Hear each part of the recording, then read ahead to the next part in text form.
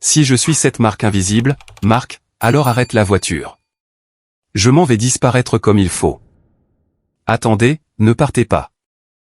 Isabella Brox a passé des années assise à la place que les autres choisissaient pour elle, dans le coin des fêtes, derrière les décisions, exclue des conversations importantes. Ce soir-là, en quittant un dîner dans l'Upper East Side, son mari a installé sa maîtresse sur le siège avant et a ordonné à sa propre femme de monter à l'arrière, comme s'il s'agissait d'une énième humiliation mineure. Marc croyait qu'Isabella rentrerait à la maison en silence, comme toujours. Mais au milieu de Park Avenue, elle a demandé à descendre, et ce qui ressemblait à une scène de jalousie était, en vérité, le début d'une chute qu'il n'aurait jamais imaginée. Si je suis si invisible, Marc, alors je vais disparaître convenablement. La phrase est sortie de la bouche d'Isabella sans un cri, sans un tremblement, sans ce théâtralisme que Mark Brox attendait d'une femme blessée. La berline noire était toujours garée devant le restaurant chic de Manhattan, le voiturier tenant la portière ouverte et Chloé Jenkins déjà installée sur le siège avant, ajustant ses cheveux comme si cette place lui avait toujours appartenu. Marc tourna lentement le visage, irrité par le ton calme de sa femme. « Ne commence pas, Isabella », marmonna-t-il en vérifiant la montre de luxe à son poignet. « C'est juste un siège. » Chloé sourit en se regardant dans le miroir du pare-soleil. « Oh, Marc, elle s'est vraiment vexée. Quelle réaction excessive. » Isabella gardait sa main sur la bandoulière de son sac à main noire, qui contenait un porte-document mince et rigide dont elle seule connaissait le poids. « Ce n'est pas une question de siège, dit-elle. Marc laissa échapper un court rire. « Alors de quoi s'agit-il ? Je ne vais pas alimenter ton mélodrame. » Chloé pencha la tête, feignant la douceur. « Bella va monter à l'arrière juste pour aujourd'hui. Nous sommes en retard. » Et c'est dans cette phrase, dans ce surnom intime prononcé par une femme portant le parfum que Marc avait acheté avec la carte de crédit familiale, qu'Isabella comprit que certaines morts ne font aucun bruit. Le chauffeur, Paul, gardait les yeux fixés droit devant lui, entraîné par des années de service à ne pas être témoin de ce qu'il voyait. L'avenue brillait sous les lumières des restaurants coûteux. Des gens élégants sortaient en riant. Des agents de sécurité fermaient les portes. Les verres s'entrechoquaient encore derrière les vitrines. Isabella regarda Marc, espérant pour la dernière fois qu'il réaliserait la mesquinerie et la violence de ce geste. Il ouvrit la portière arrière avec impatience, comme on ouvre un coffre pour y ranger un objet encombrant. « Monte, Isabella. »« Je ne vais pas me disputer sur le trottoir, » dit-il. Elle demanda presque dans un murmure, « Veux-tu vraiment que j'aille à l'arrière ?» Marc serra la mâchoire. « Je veux que tu arrêtes de te comporter comme une enfant. » Chloé tourna la tête juste assez pour montrer ses boucles d'oreilles en or, souriant à son propre reflet. « Mon cœur, laisse tomber. » Elle a l'habitude de faire des scènes quand elle n'est pas le centre de l'attention. Isabella sentit cette phrase toucher une vieille blessure faite d'anniversaire passée debout près de la table à servir les invités. De brunchs dominicaux en famille où Marc présentait des projets sans jamais mentionner que les premiers tableurs avaient été réalisés par elle, et de voyages où sa place était toujours celle qui restait. Elle monta dans la voiture, non par obéissance, mais pour en avoir le cœur net. Quand la portière arrière se referma, le son étouffait les isola tous les trois dans une capsule de cuir, de parfum cher et de mensonges.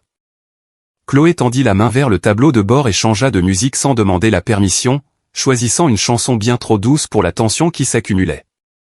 Marc regarda dans le rétroviseur, croisa le regard d'Isabella et détourna les yeux avant qu'elle ne puisse dire quoi que ce soit.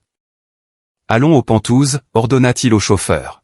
« Arrête-toi d'abord dans le Midtown » dit Isabella. Marc fronça les sourcils. « Quoi ?» Elle ajusta son manteau crème sur ses genoux, ses doigts effleurant les coutures de son sac à main noir. « J'ai besoin de descendre en chemin » Chloé rit, un rire léger et répété pour paraître supérieur. « Tu vas appeler un Uber au milieu de la nuit juste pour prouver que tu as raison. » Marc ne se tourna pas. Il leva seulement une main dans un geste de lassitude. « Isabella, tu ne vas pas descendre. Nous rentrons à la maison et demain tu pourras parler quand tu seras moins sensible. » Elle regarda sa nuque, cette posture d'un homme habitué à être obéi même quand il avait tort. « Tu parles encore comme si la maison était un endroit où j'ai la moindre envie de retourner. » Pour la première fois, son silence dura une seconde de plus. La voiture avançait dans New York avec la lenteur élégante des riches coincés dans les mêmes embouteillages que tout le monde prétendait maîtriser. Les lumières de la ville coupaient les vitres de traînées dorées, et Isabella vit son reflet se superposer au visage de Chloé dans le rétroviseur avant. La maîtresse avait 28 ans, une beauté calculée, des ongles impeccables, une voix douce lorsqu'il y avait un public, et venimeuse quand il n'y en avait pas. Marc l'avait rencontrée lors d'un lancement immobilier à Hudson Yard, la qualifiant d'abord de consultante en images, puis d'amie, et enfin de personne, qui comprenait sa situation. Isabella n'avait jamais demandé quand elle était devenue plus que cela. Non pas parce qu'elle l'ignorait, mais parce qu'à un certain point, poser la question revient à offrir à l'autre l'occasion de mentir une fois de plus. Le téléphone portable d'Isabella vibra dans son sac. Sur l'écran, un court message d'Hélène Carter, « C'est prêt ». Elle verrouilla l'appareil avant que la lumière ne puisse trahir quoi que ce soit. Marc, à travers le rétroviseur, remarqua le mouvement. Qui était-ce? Isabella rangea son téléphone. Personne que tu aies jamais considéré comme important. Chloé émit un bruit moqueur.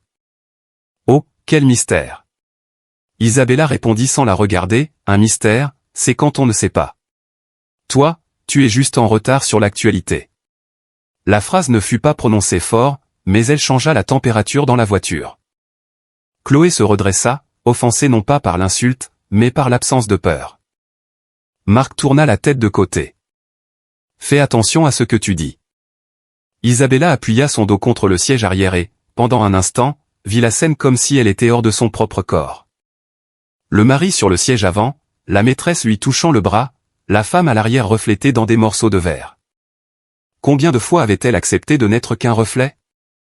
Durant la première année de mariage, Marc disait que c'était temporaire, qu'il devait maintenir certaines apparences devant sa mère, devant les investisseurs, devant les associés. Durant la deuxième, il commença à voyager sans prévenir. Durant la troisième, Isabella cessa d'être invitée aux réunions où ses propres actifs étaient cités comme garantie morale de la famille Brox.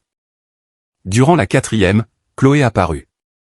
Durant la cinquième, Marc ne cachait plus sa totale absence de pudeur. « Tu as raison, dit Isabella. Je devrais faire attention à ce que je dis. C'est pour cela que j'ai attendu si longtemps. » Marc expira bruyamment par le nez. « Attendu quoi? De me menacer ?» Elle regarda par la fenêtre alors que la voiture approchait de Midtown Manhattan. « Non, Marc. Pour être sûr de ne pas le regretter. » Le chauffeur tourna sur Park Avenue, où les immeubles illuminés ressemblaient à des tours de guet surveillant des vies en train de se briser discrètement. Il était presque minuit, mais New York respirait encore à travers les klaxons, les motos, les phares et les pas pressés. Isabella vit de l'autre côté de l'avenue la façade d'un immeuble commercial où une lumière restait allumée au 12e étage. Hélène était là. Le dossier serait prêt lui aussi. Le dépôt de plainte, le gel des avoirs, les notifications, tout n'attendait qu'un mot de sa part. Marc reçut un appel de sa mère et le rejeta avec irritation. Chloé profita de ce geste pour toucher son genou. « Mon cœur, ne la laisse pas gâcher la soirée.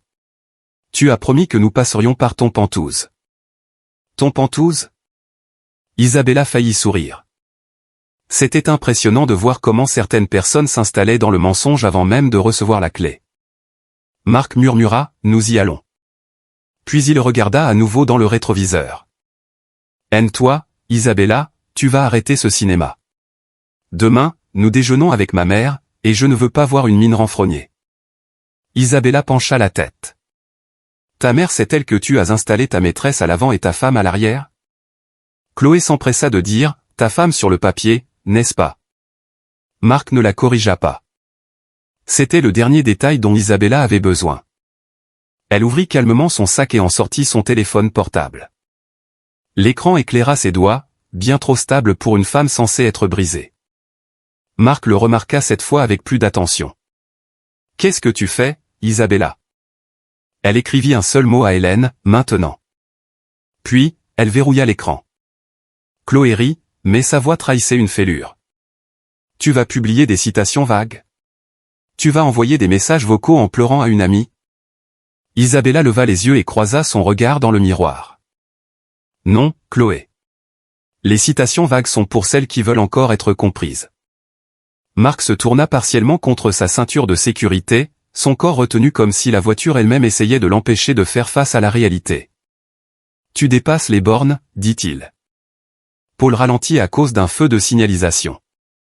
La lueur rouge tomba sur le tableau de bord, sur le visage de Marc, sur la bouche de Chloé, sur les mains d'Isabella.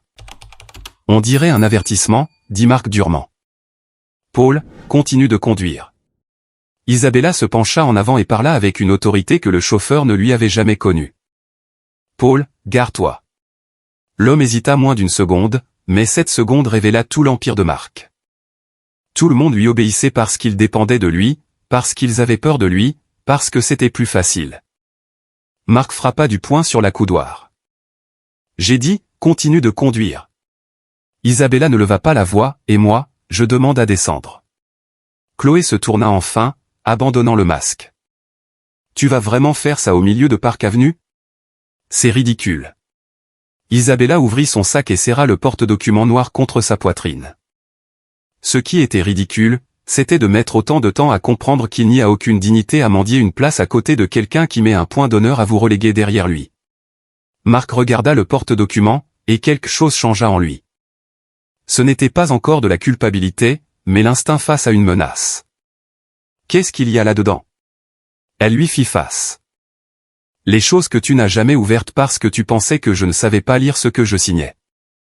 La voiture se gara près du trottoir, devant un immeuble commercial discret doté d'une guérite de sécurité éclairée et d'un gardien en costume sombre qui observait la rue. Marc détacha sa ceinture. Isabella, donne-moi ce dossier.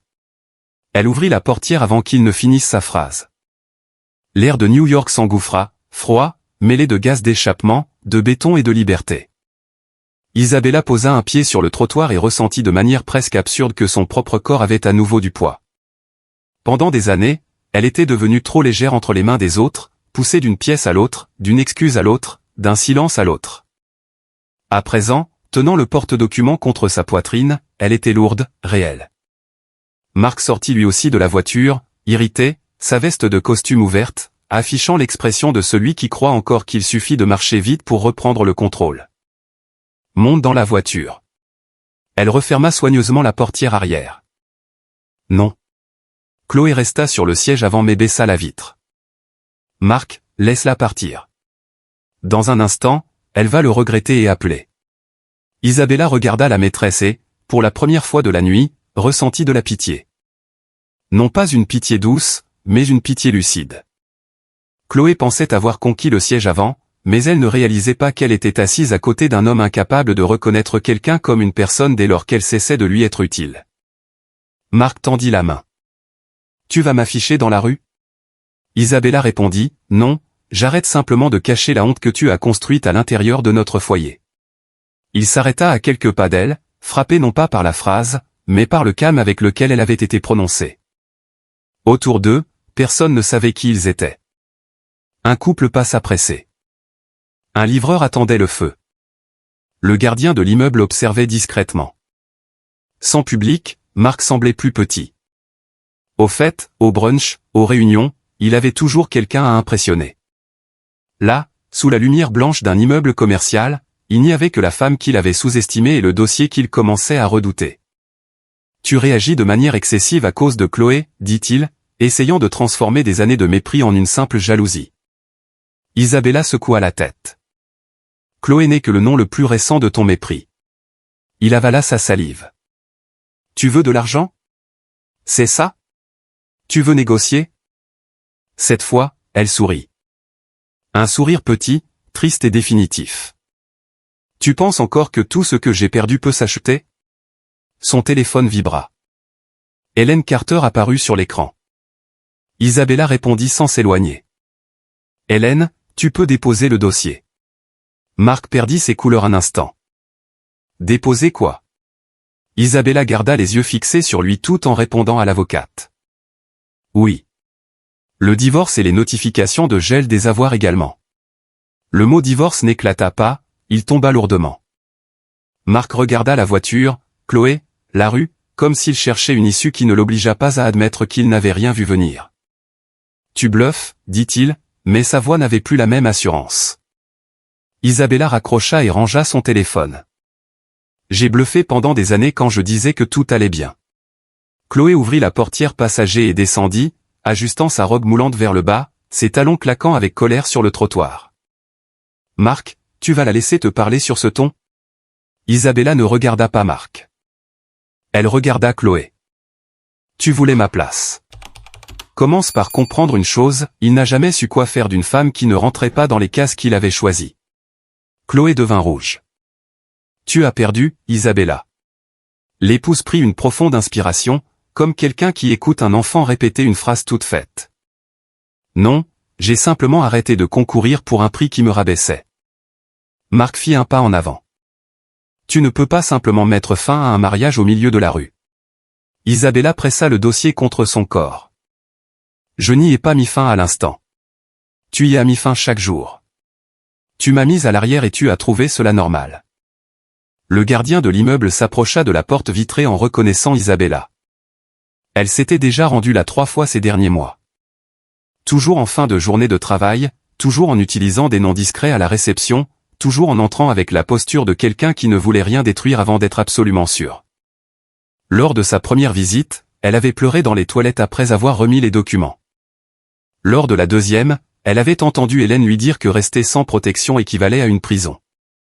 Lors de la troisième, elle avait signé l'autorisation qui ne serait utilisée que lorsqu'elle déciderait que la fin était venue. À présent, la fin se tenait dans la rue, parfumée d'un parfum cher pour homme, la regardant comme s'il la voyait pour la toute première fois. Marc baissa la voix. Isabella, parlons à la maison. Elle répondit, la maison, c'est là où je peux m'asseoir sans demander la permission. Il ferma les yeux une seconde, irrité par sa propre impuissance. Tu es cruel. Le mot faillit la blesser, mais il arrivait trop tard. Cruel a été de m'apprendre à disparaître et de t'effrayer quand j'ai appris à le faire. Chloé attrapa le bras de Marc. Allons-y. Elle veut juste attirer l'attention.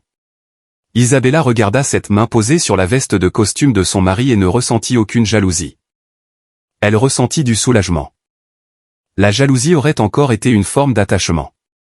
La porte de l'immeuble s'ouvrit et Hélène Carter émergea dans le hall élégant et sérieux, tenant un dossier beige dans les mains.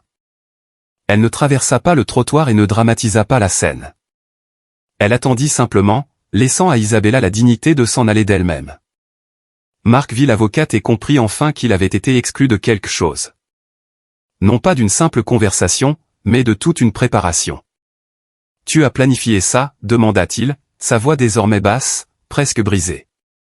Isabella répondit, « Je me suis protégée. » Il y a une différence.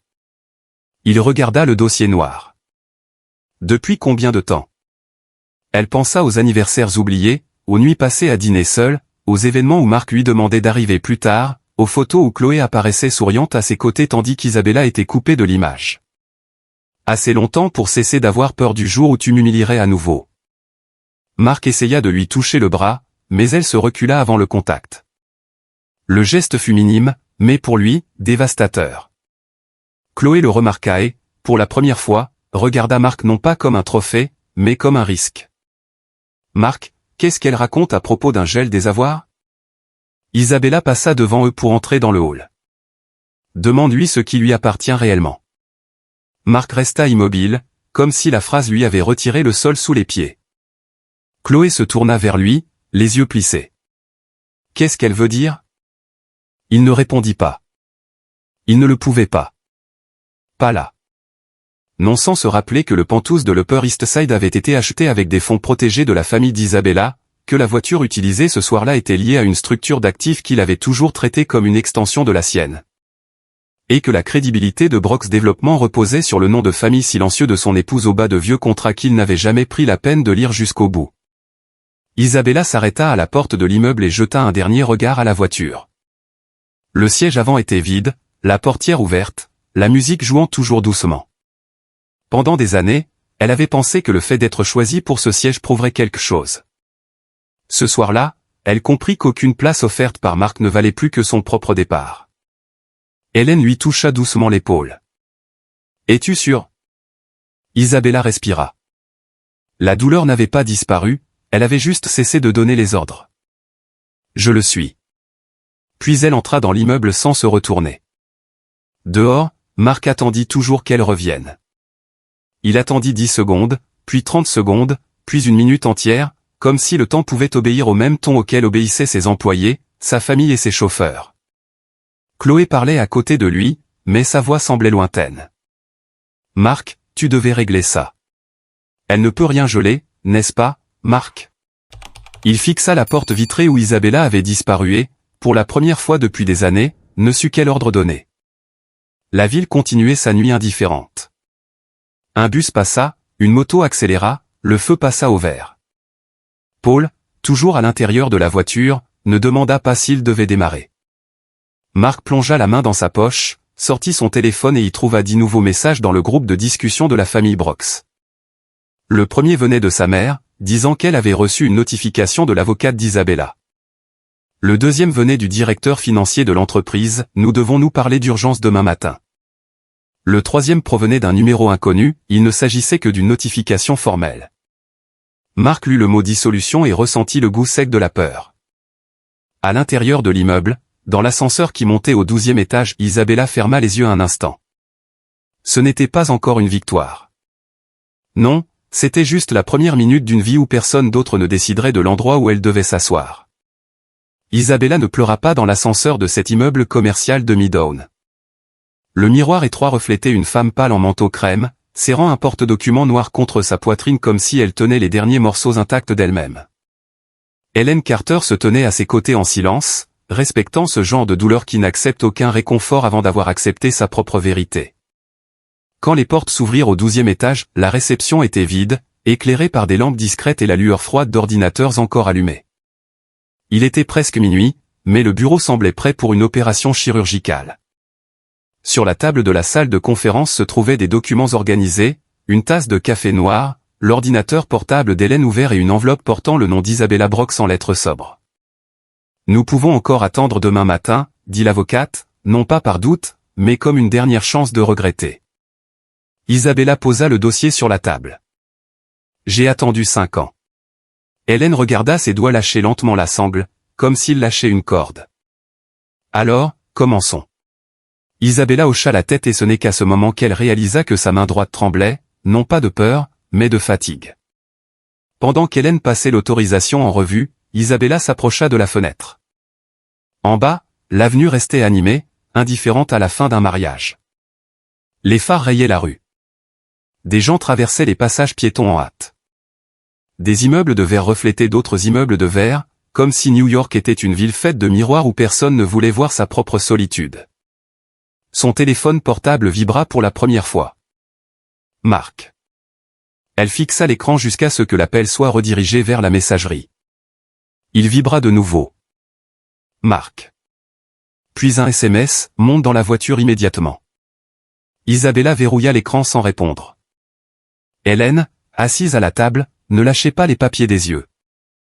Il va essayer de faire passer ta décision pour un coup de tête. Ensuite, il essaiera de la faire passer pour de la jalousie, puis pour de l'intérêt financier. Il est important que tu n'alimentes pas ce récit. Isabella laissait échapper un bref soupir, presque un rire sans joie. Il a déjà commencé. L'avocate poussa le premier document vers elle. Voici la demande de divorce. Cet autre document communique la révocation des autorisations administratives sur les actifs privés. Nous ne faisons rien de plus que ce qui était déjà prévu et documenté. Isabella lut la première ligne. Son nom y paraissait étrange. Si formel, si entier. Elle signa. Le stylo griffa le papier avec un son léger mais définitif. Au rez-de-chaussée, Marc était toujours debout à côté de la voiture lorsqu'il reçut la première notification officielle sur son téléphone. Il ne comprit pas immédiatement. Il y avait trop de mots, trop de jargon juridique, et il avait toujours méprisé ce qu'il considérait comme de la bureaucratie de coulisses. C'était le travail des assistants, des comptables, des avocats, des gens payés pour faire tourner sa vie sans qu'il ait à se salir les mains avec les détails. Chloé essaya de lire par-dessus son épaule, impatiente. Qu'est-ce que c'est? A-t-elle vraiment demandé le divorce? Marc fourra brusquement le téléphone dans sa poche. C'est une tactique de pression. Elle veut me faire peur, mais son visage disait le contraire. Paul, le chauffeur, restait sur son siège, les mains sur le volant, faisant semblant de ne pas entendre. Chloé croisa les bras. Alors allons aux Pentouzes. Tu pourras l'appeler de là-bas, ou mieux encore, laisse-la dormir seule, et demain elle reviendra en rampant. Marc regarda la porte de l'immeuble où Isabella était entrée. La colère l'aidait à respirer. Elle revient toujours, dit-il comme s'il s'agissait d'une loi de la physique. Chloé sourit, reprenant confiance. Alors viens, je ne vais pas rester sur le trottoir à cause d'un drame d'épouse. Il monta dans la voiture, mais en s'asseyant, il remarqua le siège arrière vide à travers le rétroviseur. Pour la première fois, le vide parut plus grand que sa présence. Le trajet jusqu'aux pentous de l'Upper East Side fut court et pesant. Chloé parla presque tout le long. D'abord en se moquant d'Isabella, puis en exigeant des garanties, puis en essayant de se montrer compréhensive lorsqu'elle remarqua que Marc ne riait plus. Elle a toujours été froide avec moi, tu sais, dit-elle en lui touchant le bras. Je voulais juste que tu sois heureux sans cette énergie lourde à la maison. Marc répondit par un grognement vague.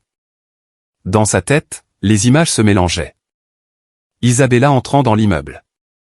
Helen Carter waiting dans le hall. Le mot gel apparaissant dans le message. La phrase « Demande-lui ce qui lui appartient réellement ». Il connaissait cet appartement comme il connaissait son propre reflet. Il y avait amené des partenaires pour boire un verre, y avait accueilli des investisseurs, avait laissé Chloé dormir dans des draps italiens, tout en se disant qu'Isabella s'en moquerait si elle ne le savait pas. Quand la voiture s'arrêta devant l'immeuble, le concierge de nuit sortit de sa loge avec une expression mal à l'aise. « Bonsoir, monsieur Brox. » Marc descendit, déjà agacé. « Ouvrez le garage. » Le concierge avala sa salive. « Monsieur, il y a eu une mise à jour du registre des accès il y a quelques minutes. Votre accès est temporairement suspendu jusqu'à confirmation par le propriétaire. » Chloé sia. « Comment ça, le propriétaire ?» Marc sentit le sang lui monter au visage. « Tu sais à qui tu parles, Robert ?» Le concierge baissa les yeux. « Oui, monsieur, c'est pourquoi je vous informe avec respect. » La scène devant l'immeuble était d'autant plus humiliante pour Marc qu'elle était discrète. Il n'y eut pas de cris. Il n'y avait pas de caméra braquée sur eux. Il n'y avait pas d'autre public que Chloé, Paul et un concierge qui voulait disparaître sous son uniforme. L'immeuble, avec sa façade élégante, son jardin vertical et son éclairage chaleureux à l'entrée, restait impassible. Marc sortit son téléphone, appela le gestionnaire de la copropriété et entendit l'appel coupé. Il rappela. Rien. Chloé fit un pas en arrière, son visage perdant son éclat triomphant. Marc, cet appartement est à son nom. Il se retourna, impatient. Il est dans un trust familial. Ce n'est pas si simple. Chloé rit, mais sans humour. Son trust familial? La question toucha sa fierté. Tu ne comprends rien à ces choses-là. Elle plissa les yeux. Je comprends quand on me laisse sur le trottoir. Le concierge essaya d'adoucir le coup. Monsieur, vous pouvez laisser un message ou attendre l'autorisation demain matin. Marc faillit explorer, mais il y avait quelque chose dans le mot autorisation qui le frappa de plein fouet. Toute sa vie, il avait autorisé. Il avait permis. Il avait choisi qui entrait, qui s'asseyait, qui restait.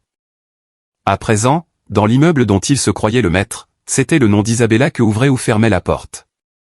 Dans le bureau de Midtown, Isabella reçut la confirmation du gestionnaire immobilier sans montrer de surprise. Hélène put le téléphone sur haut-parleur juste assez pour lui faire entendre l'employé signaler que le registre des accès avait été mis à jour conformément aux documents déposés. « Merci, Rachel, » dit Hélène. « Gardez tout par écrit. » Quand l'appel prit fin, Isabella resta à fixer la table.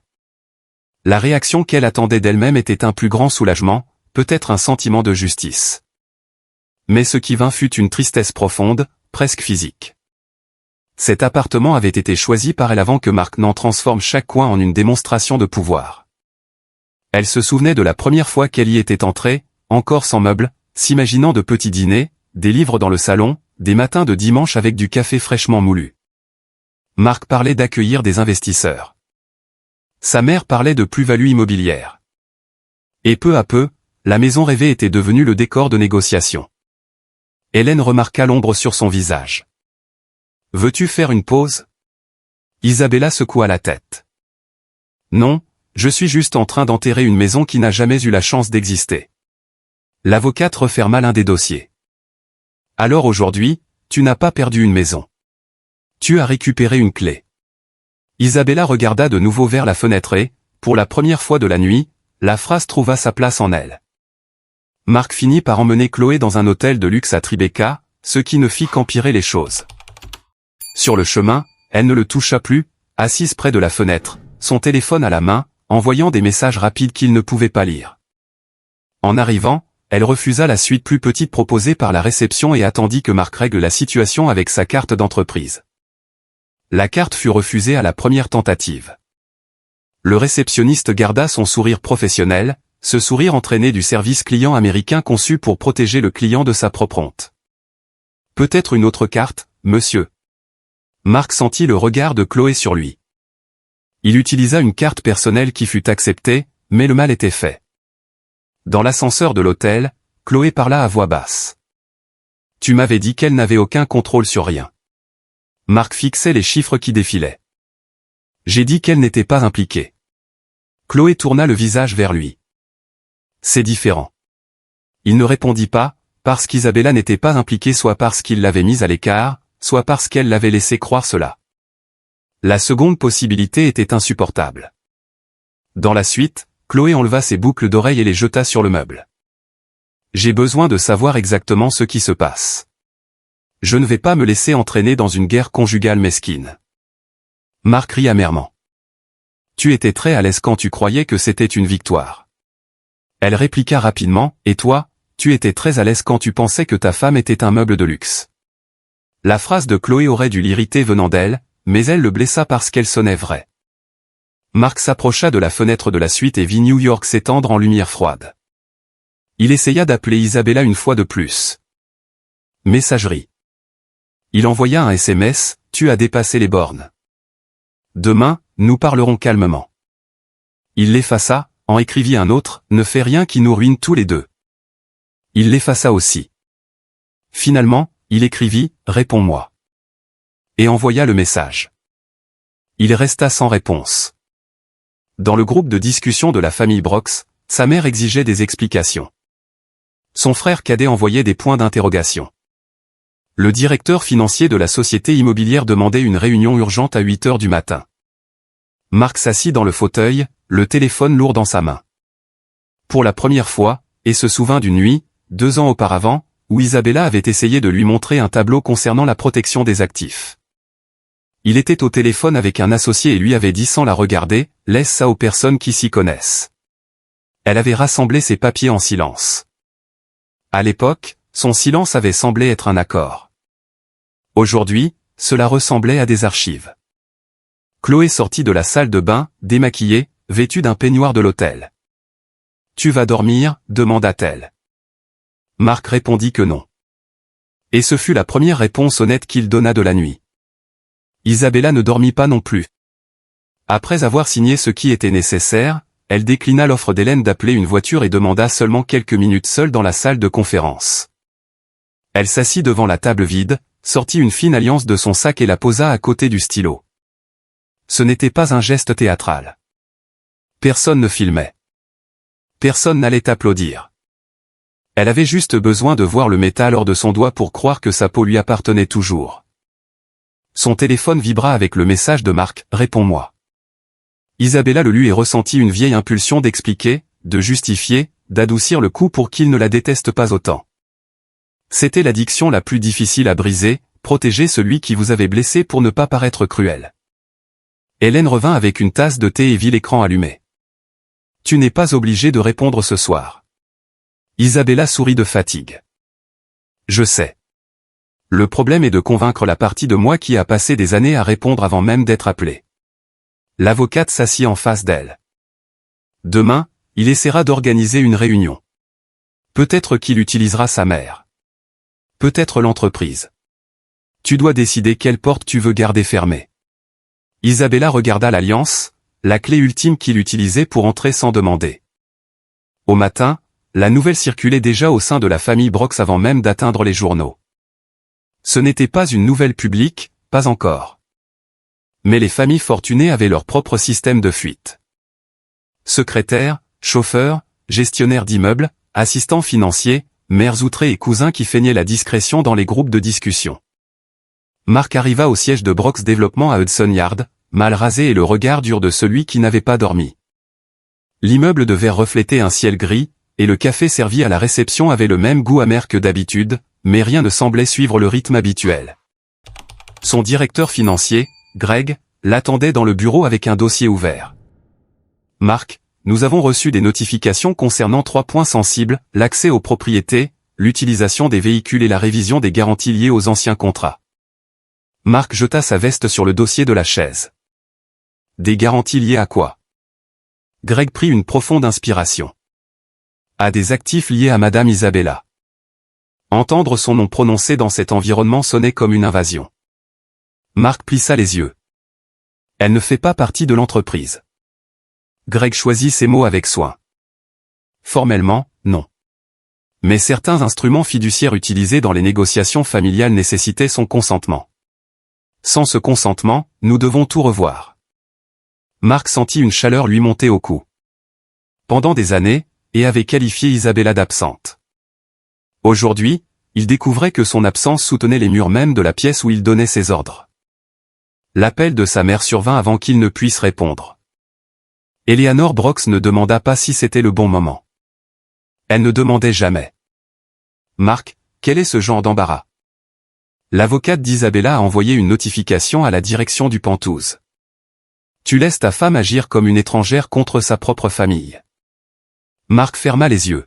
« Mère, je m'en occupe. » À l'autre bout du fil, la voix se fit tranchante, élégante et cruelle dans les limites socialement acceptables.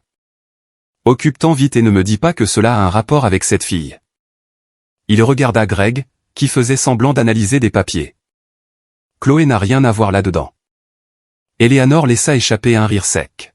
« Les hommes disent toujours cela quand une femme a tout à voir là-dedans. » La phrase l'irrita parce qu'elle venait de quelqu'un qui avait passé des années à minimiser Isabella, qualifiant sa discrétion de froideur, ses manières polies d'absence d'éclat, son silence de faiblesse. « Tu ne l'as jamais aimée, » dit Marc. Eleanor répondit sans hésiter, mais je savais qu'elle avait une utilité. « Toi, apparemment, tu as oublié cela aussi. » Le mot utilité le frappa étrangement. La veille, Isabella n'avait pas demandé de l'amour. Elle avait demandé à descendre de la voiture, peut-être parce qu'elle savait déjà que dans cette famille, l'amour passait toujours après la fonction. En fin de matinée, Isabella entra dans un café discret de Tribeca, vêtue d'un manteau différent, les cheveux attachés en arrière et le visage frais. Hélène l'accompagnait, mais resta quelques pas derrière pour prendre un appel. La ville semblait cruellement normale. Des cadres parlaient fort au téléphone. Une femme lisait ses messages en remuant son cappuccino. 2 jeunes hommes discutaient d'une présentation sur un ordinateur portable. Isabella commanda un café noir et un croissant au beurre, tout comme elle le faisait les jours où elle avait besoin de se souvenir de choses simples. Avant de s'asseoir, elle vit dans le reflet de la vitre une version d'elle-même qui ne semblait ni victorieuse ni détruite. Elle semblait en transition. Hélène s'approcha avec une expression sérieuse. « Il a demandé une réunion cet après-midi. » Isabella ne fut pas surprise.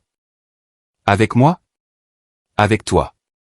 Avec toi et son avocat dans les bureaux de l'entreprise. » Isabella passa son doigt sur le rebord de sa tasse. « Dans son entreprise, là où il se sent plus grand. » Hélène avant d'attendre. « Veux-tu refuser ?» Isabella regarda la rue, les voitures coincées dans les embouteillages, les immeubles où tant de décisions étaient prises par des gens qui qualifiaient les sentiments de faiblesse jusqu'à ce qu'ils soient vaincus par eux. « Non, j'irai, finit-elle par dire, mais pas pour négocier mon retour.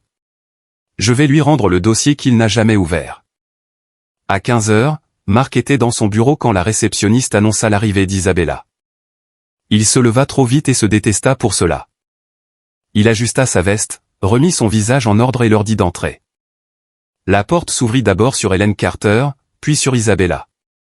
Elle ne portait pas de bijoux voyants. Elle n'avait pas de larmes. Elle ne ressemblait pas à une épouse désespérée. Elle portait le même dossier noir. Marc vit cela et ressentit de la colère face à sa propre réaction. « Tu aurais pu répondre à mes appels, » dit-il avant même de la saluer. Isabella regarda autour d'elle, observant les diplômes, les maquettes d'architecture, la vue sur Hudson Yard, le bureau où il avait reçu tant de fois tout le monde, sauf elle. « J'aurais pu, mais hier tu m'as appris que je fonctionnais mieux dans le silence. » Greg, présent à la demande de Marc, baissa les yeux. L'avocat de Marc se racla la gorge. Hélène resta impassible. Marc désigna la chaise en face de son bureau. « Assieds-toi. » Isabella ne bougea pas pendant une seconde. Une seule seconde. Tout le monde comprit le poids de cette phrase.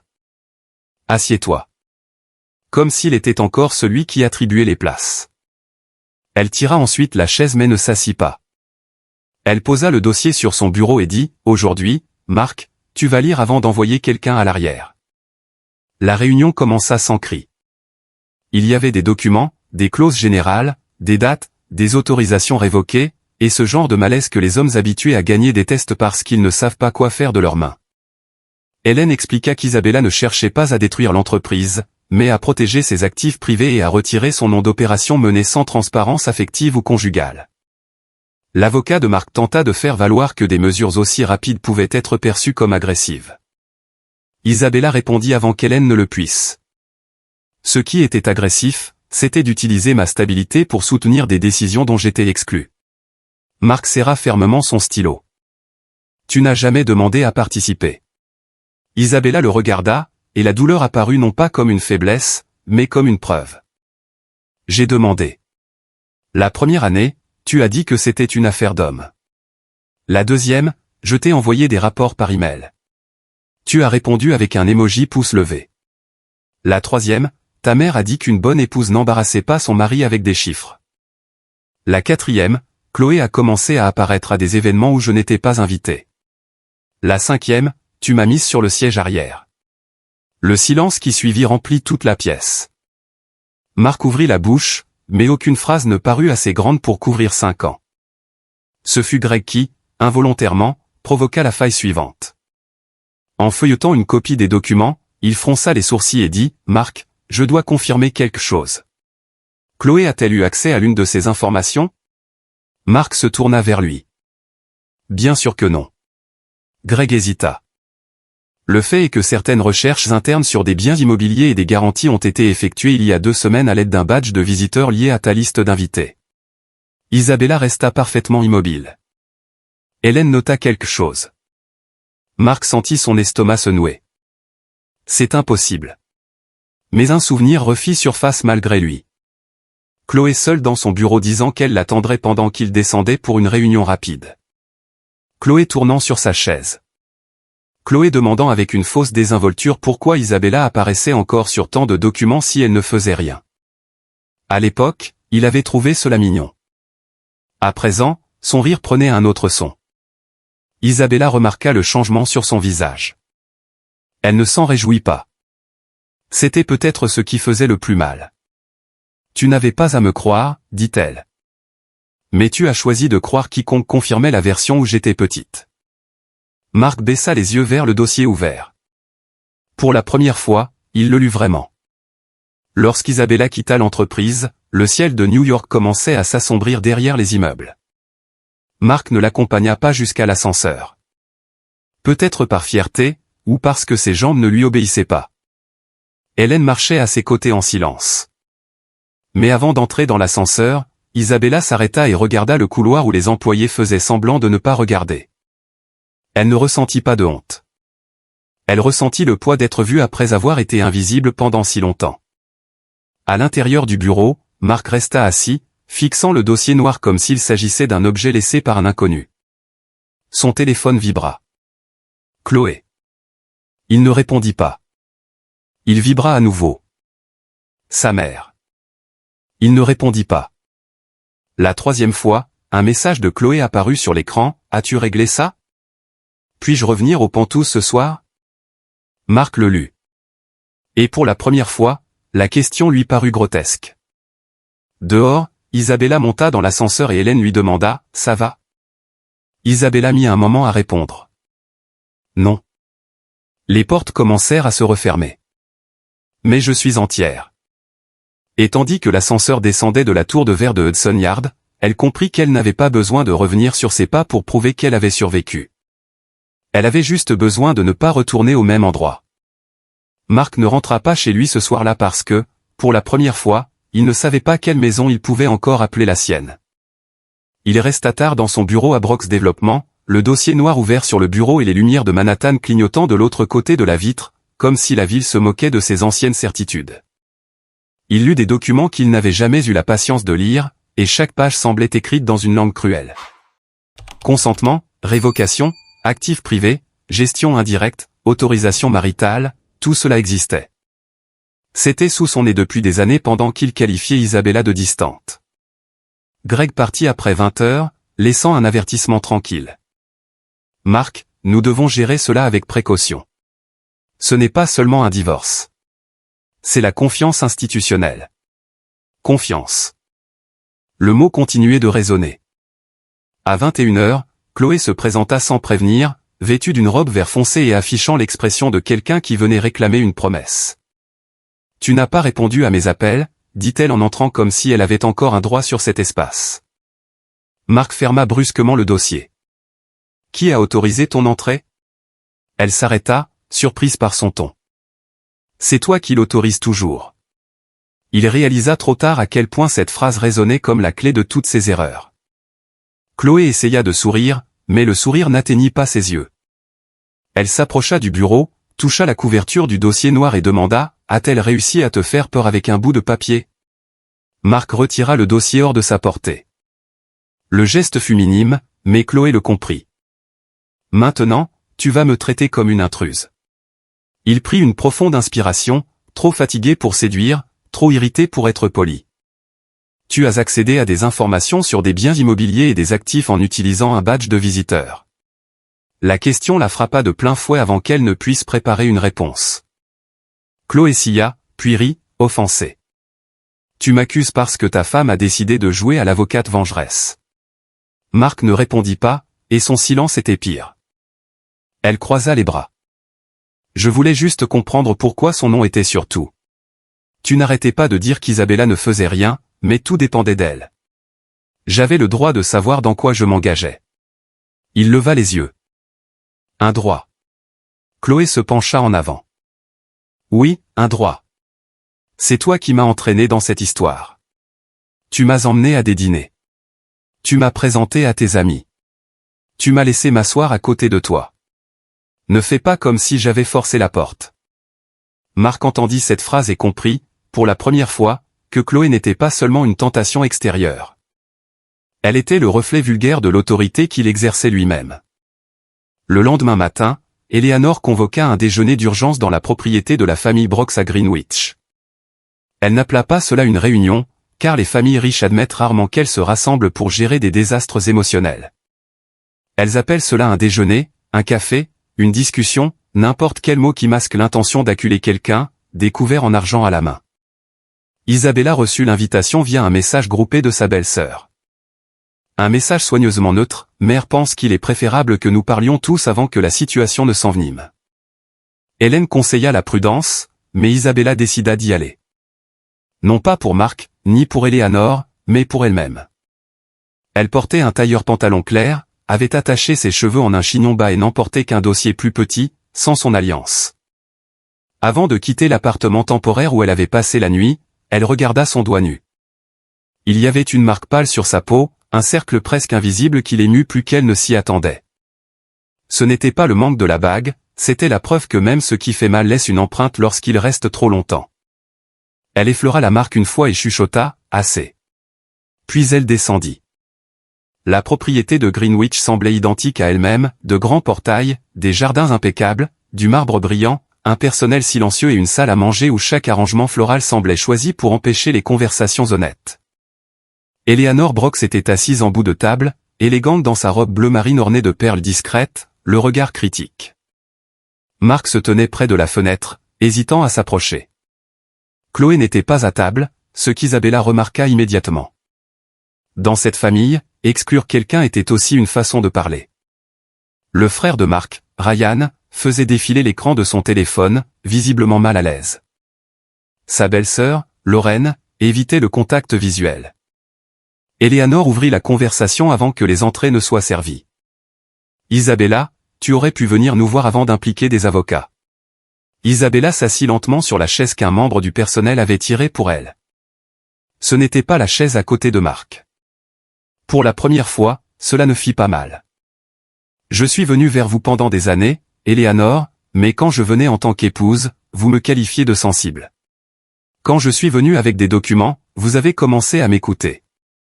Eleanor serra sa serviette sur ses genoux. Surveille ton ton. Isabella la regarda calmement. C'est exactement ce conseil qui m'a amené ici. Marc fit un pas en avant. Mère, peut-être vaut-il mieux que je lui parle d'abord. Eleanor leva la main, l'arrêtant. Son autorité était ancienne. Plus ancienne que le mariage, plus ancienne que la culpabilité. Non, cette situation affecte la famille. Isabella sourit sans joie. C'est amusant. Quand j'étais humilié, c'était un problème de couple. Quand je me protège, cela devient un problème familial. Ryan leva les yeux de son téléphone et Lorraine laissa échapper un soupir, comme si quelqu'un avait enfin prononcé une phrase interdite. Eleanor garda sa posture. Tu sais que Marc a des défauts, mais tu sais aussi qu'une épouse intelligente ne détruit pas la réputation de son mari par orgueil. Isabella sentit un frisson glacial lui monter dans la poitrine. Non pas de la colère, mais de la clarté. Une épouse intelligente ne permet pas non plus que sa signature, son héritage et son silence soient utilisés pour soutenir une vie où elle est traitée comme une invitée indésirable. Marc ferma les yeux une seconde. Le déjeuner n'avait pas encore commencé et il voulait déjà que tout le monde parte. Mais Isabella ne levait pas la voix. C'était la pire partie. Chaque mot s'intégrait parfaitement dans la pièce. Eleanor posa soigneusement son verre d'eau. Es-tu en train d'insinuer que cette famille a profité de toi? Isabella tourna le visage vers sa belle-mère. Elle se souvint du premier Noël après le mariage, quand Eleanor avait complimenté sa robe pour lui dire juste après que les femmes discrètes duraient plus longtemps dans les familles importantes. Elle se souvint de l'après-midi où elle avait essayé d'accompagner Marc à une réunion et avait entendu sa belle-mère lui dire « Ne fais pas ça ». Elle se souvint du jour où Chloé était apparue à un gala de charité, et Eleanor avait fait semblant de ne pas remarquer sa main sur le bras de Marc. « Je n'insinue pas », répondit-elle. « Je décris. » Le silence qui suivit rendit même le bruit des couverts assourdissant. Marc s'approcha enfin. « Isabella, j'ai commis des erreurs, mais tu es en train de tout transformer en guerre. » Elle le regarda, et pendant un instant, la tristesse perça sa carapace. « Non, Marc. Une guerre exige deux camps qui s'affrontent. J'ai passé des années à essayer de ne pas saigner devant les invités. » Il resta figé. Eleanor détourna le regard pour la première fois. La porte de la salle à manger s'ouvrit avant que quiconque ne puisse répondre, et Chloé entra sans s'annoncer, portant un petit sac de créateur et affichant un sourire qui se voulait innocent. « Désolée pour le retard », dit-elle comme si elle avait été invitée. Le visage d'Eleanor se durcit d'une manière que même Marc remarqua. « Chloé, c'est un déjeuner familial. » La jeune femme garda son sourire. « C'est exactement pour cela que j'ai pensé qu'il était important d'être là. Après tout, on dit beaucoup de choses sur moi. » Isabella ne montra aucune surprise. Hélène l'avait prévenu que les gens effrayés ont tendance à envahir les endroits où ils ne sont pas conviés. Marc marmonna, « Chloé, pas maintenant. » Elle l'ignora, s'approcha de la table et se tint derrière une chaise vide. Non pas pour s'asseoir, mais pour occuper l'espace. Je pense juste qu'il est injuste qu'Isabella joue la victime alors que tout le monde sait que ce mariage est terminé depuis longtemps. Isabella fixa la femme qui, la veille, s'était assise sur le siège avant comme si elle recevait une couronne. Terminé. Oui. La différence, c'est que je l'ai respecté même en tant que cadavre. Toi, tu voulais t'y installer. Ryan toussa pour masquer une réaction. Lorraine baissa la tête. Chloé perdit son sourire pendant une seconde. Marc tenta d'intervenir, mais Chloé était trop blessée pour reculer. Tu parles de respect, mais tu préparais des documents dans le dos de ton mari. Isabella répondit, dans son dos. J'étais à l'arrière. Rappelle-toi que c'était la place que vous aviez tous choisie pour moi. La phrase traversa la table avec précision. Eleanor regarda Marc et la honte apparut sur le visage de ce dernier comme une tache indélébile. Chloé serra la bandoulière de son sac. Tu as toujours tout eu. Un nom, de l'argent, un statut. J'ai dû me battre pour m'approcher de quelqu'un comme Marc. Isabella pencha légèrement la tête. Donc, ce que tu voulais, ce n'était pas de l'amour. C'était un accès. Chloé rit, désormais dépourvue de toute politesse. Comme si tu ne faisais pas tout ça pour de l'argent. Avant qu'Isabella ne puisse répondre, Lorraine prit la parole pour la première fois, d'un ton calme mais audible. Chloé, tu m'as demandé lors du dîner le mois dernier si les propriétés au nom d'Isabella pouvaient être transférées après un divorce. L'atmosphère se figea. Chloé se tourna lentement vers elle. J'ai posé la question par curiosité. Lorraine avala sa salive mais ne recula pas. Tu as dit que Marc devait se libérer avant qu'elle ne ferme les portes. Marc regarda Chloé comme si cette phrase venait d'ouvrir un tiroir sombre. Chloé devint rouge, puis pâle. Tu as mal compris. Ryan posa son téléphone sur la table. J'ai aussi entendu des commentaires similaires. Je pensais que c'était une plaisanterie. Eleanor, qui considérait jusque-là Chloé comme un inconvénient gérable, commença à la voir comme une menace. Quel genre de commentaires? Chloé respirait rapidement. Isabella ressentit la tentation de détruire Chloé sur le champ, de dresser la liste de chaque humiliation, de chaque message, de chaque invitation supprimée, de chaque photo dont elle avait été coupée. Mais elle réalisa que l'assistance n'attendait que cela, une explosion qui leur permettrait de la qualifier d'hystérique, alors elle choisit autre chose. Elle ouvrit le petit dossier et en sortit une clé.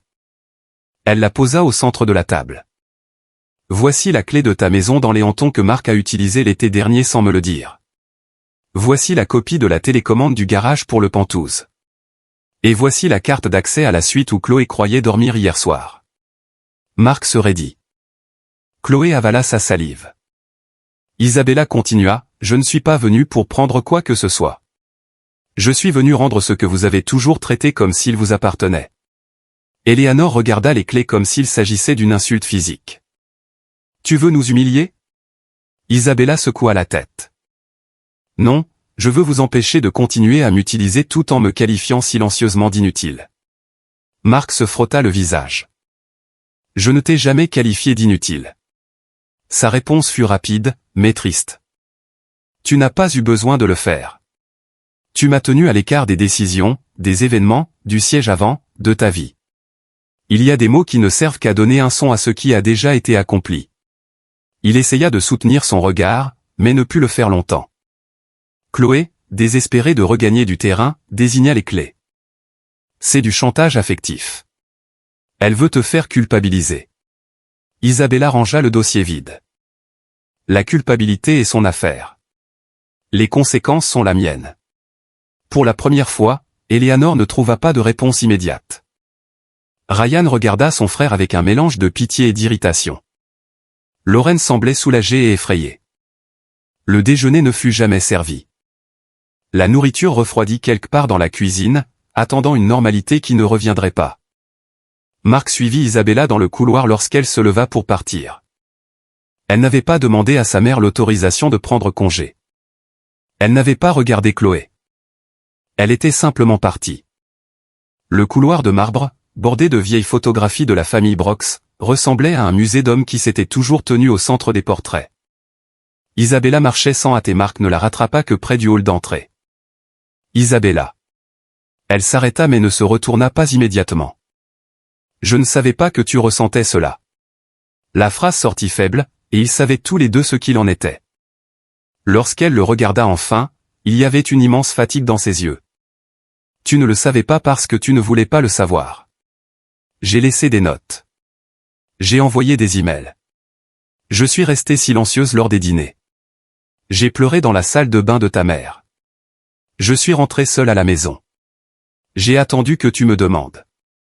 Tu as qualifié tout cela de phase. Marc serra les lèvres. Et maintenant, qu'est-ce que tu veux que je fasse? Isabella faillit rire, non par cruauté, mais devant l'ironie. Même dans le regret, il voulait une consigne qu'il pourrait exécuter pour clore le dossier. Rien qui puisse être réparé aujourd'hui. C'est la partie que tu ne peux pas supporter. Il fit un petit pas.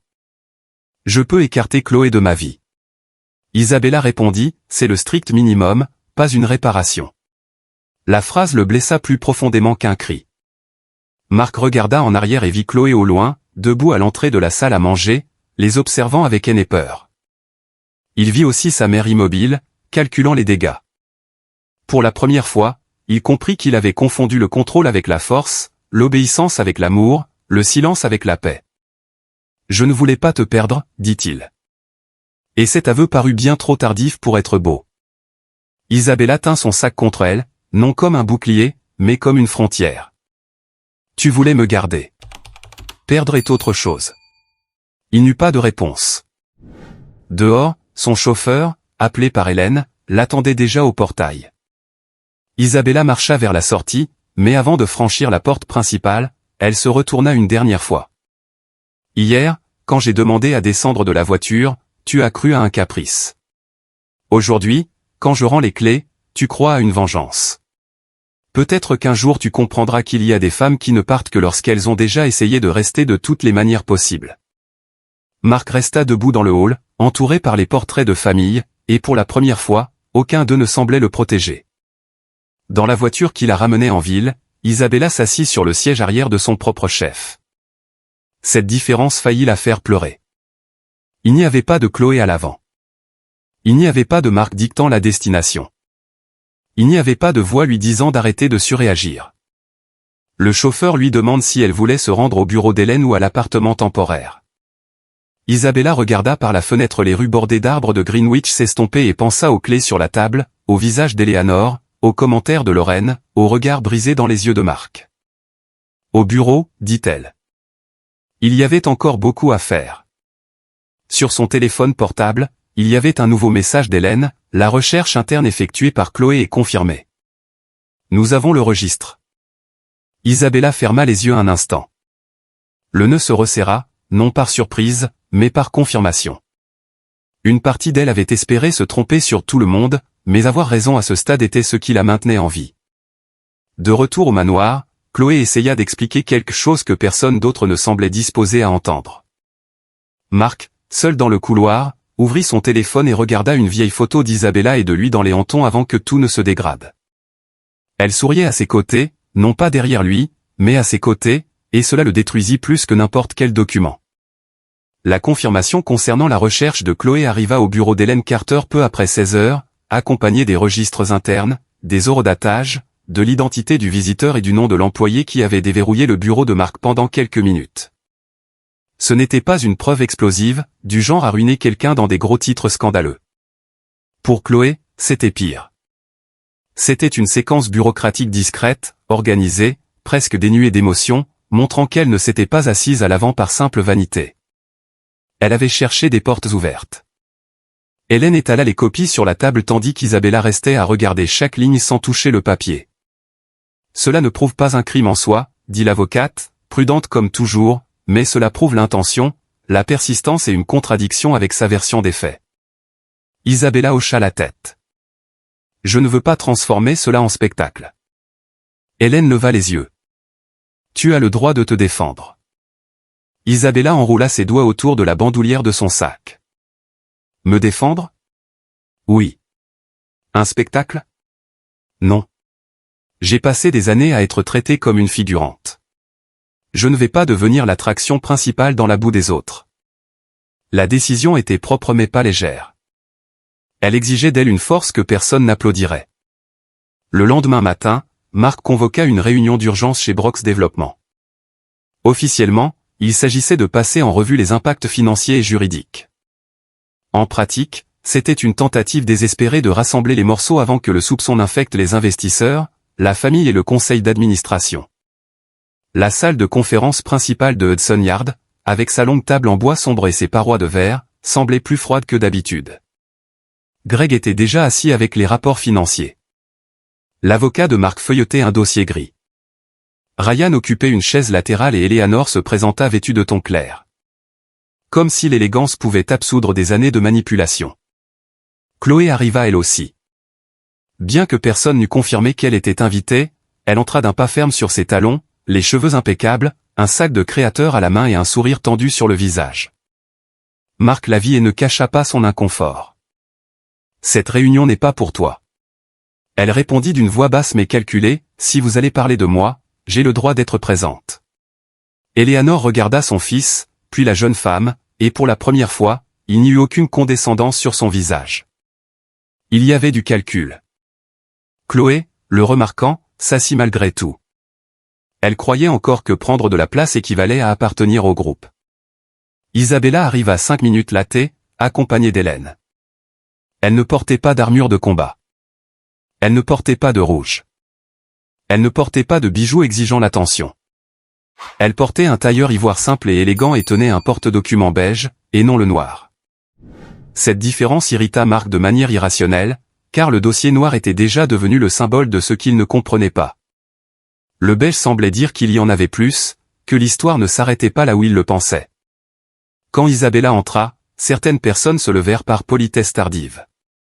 Elle salua la pièce d'un bref signe de tête et s'assit en face de Marc, non pas sur la chaise qu'il lui désignait, mais sur celle qu'elle choisit elle-même avant même qu'il ne parle. Le détail ne passa pas inaperçu. Greg baissa les yeux. Ryan croisa les bras. Chloé serra les lèvres. Marc se racla la gorge. Gardons cela objectif. Isabella le regarda. Être objectif nous aurait évité d'en arriver là il y a 5 ans. Hélène ouvrit le dossier. Nous sommes ici pour aligner 3 points, la séparation conjugale, l'utilisation des actifs privés et la cessation de l'accès non autorisé aux informations financières. Chloé laissa échapper un rire bref. Accès non autorisé. Comme c'est pratique. Hélène ne s'y a pas. Pratique est un mot curieux, mademoiselle Jenkins. Les registres montrent que votre badge de visiteur a été utilisé pour rechercher des données immobilières et des garanties liées à madame Isabella un jour où monsieur Brox était absent du bureau. Le silence s'installa immédiatement. Chloé se redressa. Je n'ai rien cherché du tout. Quelqu'un a peut-être utilisé mon badge. Greg prit une profonde inspiration. Les caméras de sécurité vous montrent entrant dans le bureau et y restant seul pendant 9 minutes. Marc tourna lentement le visage vers elle. Chloé tenta de soutenir son mensonge par de l'indignation. J'attendais Marc. J'ai manipulé la tablette du bureau sans savoir que c'était quelque chose d'important. Isabella parla pour la première fois sans élever la voix. Tu as demandé à Lorraine si les propriétés à mon nom pouvaient être transférées après un divorce avant même de savoir que je demanderais le divorce. Chloé ouvrit la bouche, la referma, puis attaqua, n'importe quelle femme réaliserait que tu planifiais quelque chose. Tu n'es pas une sainte. Isabella acquiesça d'un léger signe de tête. Je ne le suis pas. Je suis juste la personne que tu as sous-estimée parce que tu étais trop occupée à essayer de prendre ma place. Marc passa la main sur son front. Il n'y avait aucune défense propre à cela. L'avocat de Marc tenta de reprendre le contrôle, parlant d'éviter les accusations personnelles et de protéger l'image de l'entreprise. Hélène acquiesça froidement. Exactement. C'est pour cette raison que ma cliente a choisi de ne pas porter cette affaire devant la presse. Les yeux de Chloé s'agrandirent. Comment ça, la presse? La question révéla plus de peur qu'elle ne l'aurait voulu. Isabella la regarda et, dans ce regard, il n'y avait aucun plaisir. Tu es entrée dans cette pièce en t'attendant à ce que je hurle, à ce que je pleure, à ce que je paraisse folle. Je ne vais pas te donner cela. Chloé rit, mais sa voix se brisa. Quelle générosité! Isabella continua, ce n'est pas de la générosité. C'est une frontière. Je n'ai pas besoin de traîner mon nom dans la boue pour prouver que tu as touché à ce que tu n'aurais pas dû. Éléanore, silencieuse jusque-là, intervint d'une voix plus basse que d'habitude. Et qu'est-ce que tu veux, Isabella? La question arrivait tard, mais elle arrivait. Isabella se tourna vers sa belle-mère. Je veux le retrait immédiat de mon nom de toute opération de la famille Brox, la confirmation écrite que mes actifs privés ne seront plus utilisés comme garantie pour la crédibilité de l'entreprise, et la restitution de tous les accès liés aux propriétés que je possède. Éléanore resserra sa prise. Cela affaiblit la famille. Isabella répondit, non, cela révèle seulement à quel point vous vous êtes appuyé sur quelqu'un dont vous prétendiez ne pas avoir besoin. La phrase traversa la pièce proprement. Greg ne discuta pas. Ryan détourna le regard. Marc resta complètement immobile, et pendant un instant, Isabella vit en lui non pas l'époux arrogant, mais le garçon élevé dans la croyance que perdre le contrôle équivalait à mourir. Cette prise de conscience n'effaçait pas les dégâts. Elle les rendait juste plus tristes. Il prit enfin la parole. Je ne savais pas que l'entreprise dépendait si lourdement de cela. Greg répondit avant qu'Isabella ne le puisse. Elle reposait sur la confiance générée par la stabilité du mariage et sur des garanties indirectes. Ce n'était pas une dépendance opérationnelle, mais de réputation. Marc serra le poing sur la table. Chloé marmonna, donc elle détruit tout par vengeance. Isabella se tourna vers elle. Je retire simplement mon corps de dessous la maison avant qu'elle ne s'effondre sur moi. Hélène glissa un document vers l'avant. Voici la proposition formelle. Il n'y a pas d'exigence abusive. Il n'y a pas d'exposition publique. Il n'y a pas de tentative de prendre le contrôle de l'entreprise. Juste une séparation des responsabilités. L'avocat de Marc le lut, et son silence fut plus éclairant que toute protestation. Il n'y avait aucun excès juridique, juste de la précision. Chloé réalisa qu'elle perdait le fil du récit et fit ce qu'elle avait toujours fait lorsque sa beauté, son charme et sa fausse fragilité échouaient. Elle tenta de jouer la victime. Elle se leva, les yeux brillants d'une colère contenue. C'est très facile pour vous tous de me juger. Vous êtes tous nés avec un nom de famille, de l'argent, une protection. J'ai dû apprendre à survivre. Marc est venu vers moi parce qu'il était malheureux. Il disait qu'il se sentait seul dans ce mariage, qu'Isabella était froide, qu'elle ne se souciait pas de lui. Marc ferma les yeux de honte. Isabella resta assise. Chloé la pointa du doigt. Tu penses avoir souffert parce que tu t'es assise sur le siège arrière un soir? J'ai passé ma vie entière devant des portes fermées que des gens comme toi gardaient verrouillées. La pièce se figea. Pour la première fois, la véritable douleur de Chloé transparaissait derrière son ambition, mais la douleur réelle n'absolvait pas les dommages choisis. Isabella respira lentement. Je crois que tu as souvent été laissé dehors, mais tu n'as pas essayé d'ouvrir ta propre porte. Tu as essayé de me pousser hors de la mienne. Chloé parut avoir reçu une gifle, bien que personne ne l'eût touchée. C'était pire que n'importe quelle humiliation publique. Marc se leva, non pas pour défendre Chloé, mais parce qu'il ne pouvait plus supporter d'être assis face aux conséquences. Assez, le mot sortit. Chloé se tourna vers lui avec désespoir. Tu vas la laisser me détruire? Il la regarda avec une tristesse amère. Tu as aidé à détruire ce que j'étais déjà en train de détruire. Elle fit un pas en arrière. Tu m'avais promis une vie. Marc regarda Isabella une seconde, puis détourna les yeux. J'ai promis des choses à beaucoup de gens en me mentant à moi-même. Éléanore se raidit en entendant son fils exposer sa faiblesse devant tout le monde. Marc. Il ignora sa mère. Chloé, tu n'auras plus accès à l'entreprise, aux pantouses, aux événements familiaux, ni à aucune information me concernant. Chloé laissa échapper un rire incrédule. Alors c'est tout? Elle signe quelques papiers et tu me jettes? Isabella sentit cette phrase toucher une cruelle ironie. Chloé goûtait maintenant au même mécanisme qu'elle avait aidé à nourrir, Marc retirant quelqu'un de la scène parce que sa présence menaçait désormais son ordre. La différence était qu'Isabella ne ressentait aucun triomphe. Elle ressentit seulement la confirmation que cet homme avait encore besoin d'apprendre à ne pas traiter les gens comme des pièces d'échecs. Hélène reprit la réunion avant que la scène ne se transforme en un spectacle qu'Isabella refusait. Les mesures proposées peuvent être signées aujourd'hui ou prises pour révision, mais les gels d'avoir sont déjà effectifs. L'avocat de Marc marmonna qu'il aurait besoin de revoir quelques points. Greg déclara que, financièrement, il valait mieux accepter la séparation des responsabilités immédiatement pour limiter les risques. Ryan fut d'accord, à la surprise de sa mère. C'est le strict minimum. Nous ne pouvons pas continuer à utiliser son nom tout en prétendant quel est le problème. Éléanore lança à son plus jeune fils un regard tranchant, mais ne trouva aucun soutien. Pour la première fois, la matriarche réalisait que son autorité ne couvrait plus toutes les brèches. Marc prit son stylo. Ses mains étaient stables, mais pas son visage. Avant de signer, et regarda Isabella. C'est la fin. Elle soutint son regard. C'est la fin de tes décisions pour moi. Il hocha lentement la tête, comme si chaque mot lui coûtait. Il signa la première page, puis la deuxième, puis la troisième. Le bruit du stylo sur le papier semblait bien trop faible pour un tel désastre, mais Isabella savait que les grandes prisons se démantèlent aussi avec des bruits discrets. Chloé partit avant la fin officielle. Elle ne s'excusa pas. La porte claqua assez fort pour faire tressaillir Éléanore d'irritation, et non de pitié. Marc ne la suivit pas. Ce fut le premier geste concret, minimal, insuffisant et pourtant réel qu'Isabella vit de sa part. Emportée par sa fierté, elle ne le confondit pas avec une rédemption. La rédemption n'était pas de laisser une maîtresse sortir d'une pièce. La rédemption consisterait à vivre après cela sans avoir besoin de placer quelqu'un d'autre sur un siège inférieur pour se sentir maître de la situation. Lorsque la réunion se termina, Greg rassembla soigneusement les documents, et Hélène rangea les copies signées. Eleanor s'approcha d'Isabella près de la fenêtre. Pendant quelques secondes, les deux femmes regardèrent la ville sans s'observer.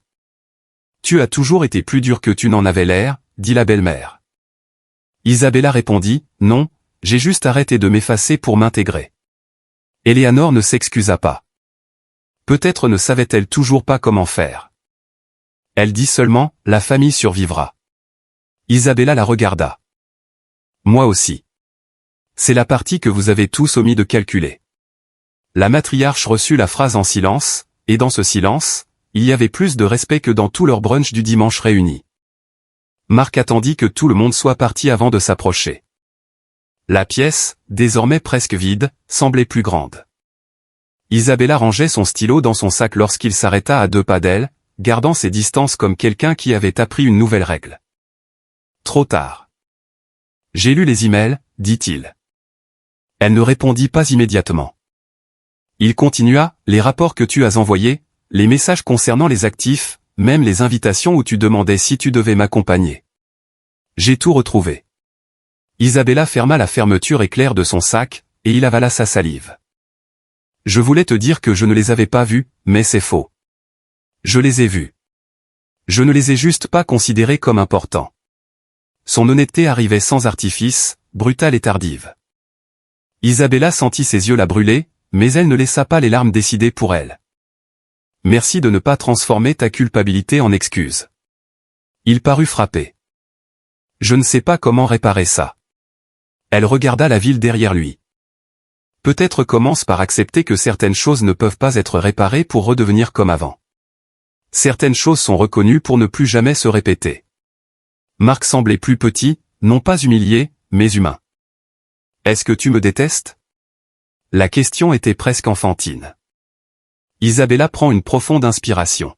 « Non, mais je ne te fais plus confiance, et aujourd'hui, c'est cela qui importe le plus. » La phrase resta suspendue entre eux avec le poids exact de la vérité. Marc voulait demander une chance, demander du temps, lui demander de voir l'homme repentant qui commençait à émerger sous les ruines du mari arrogant. Mais pour la première fois, il comprit que demander pouvait aussi être une forme de pression. Alors il ne demanda rien. Il dit seulement, « Je vais retirer Chloé de l'entreprise et tout revoir avec Greg. Sans utiliser ton nom, sans ta signature, sans ton ombre. » Isabella l'observa, cherchant le vieux piège, la promesse facile, le geste performatif. Elle ne trouva rien de tout cela. Elle trouva de la fatigue, peut-être de la honte, peut-être un début. « Fais-le parce que c'est juste, pas parce que tu veux que je revienne. » Il baissa les yeux. « Je ne sais pas encore comment séparer l'un de l'autre. » La réponse sincère fit moins mal que les anciens mensonges. Isabella se dirigea vers la portière. Avant de partir, elle s'arrêta et dit, « Alors apprends-le loin de moi. » Marc ne l'arrêta pas. La porte se referma lentement, et cette absence choisie par elle avait plus d'autorité que n'importe quel ordre qu'il eût jamais donné. Dans le couloir, Hélène attendit, les documents sous le bras. « Tu as été plus généreuse que la plupart des gens ne l'auraient été, » dit-elle. Isabella secoua la tête. « Ne confonds pas les frontières avec la générosité. Je ne voulais tout simplement pas emporter leurs déchets avec moi. » Elles montèrent ensemble dans l'ascenseur.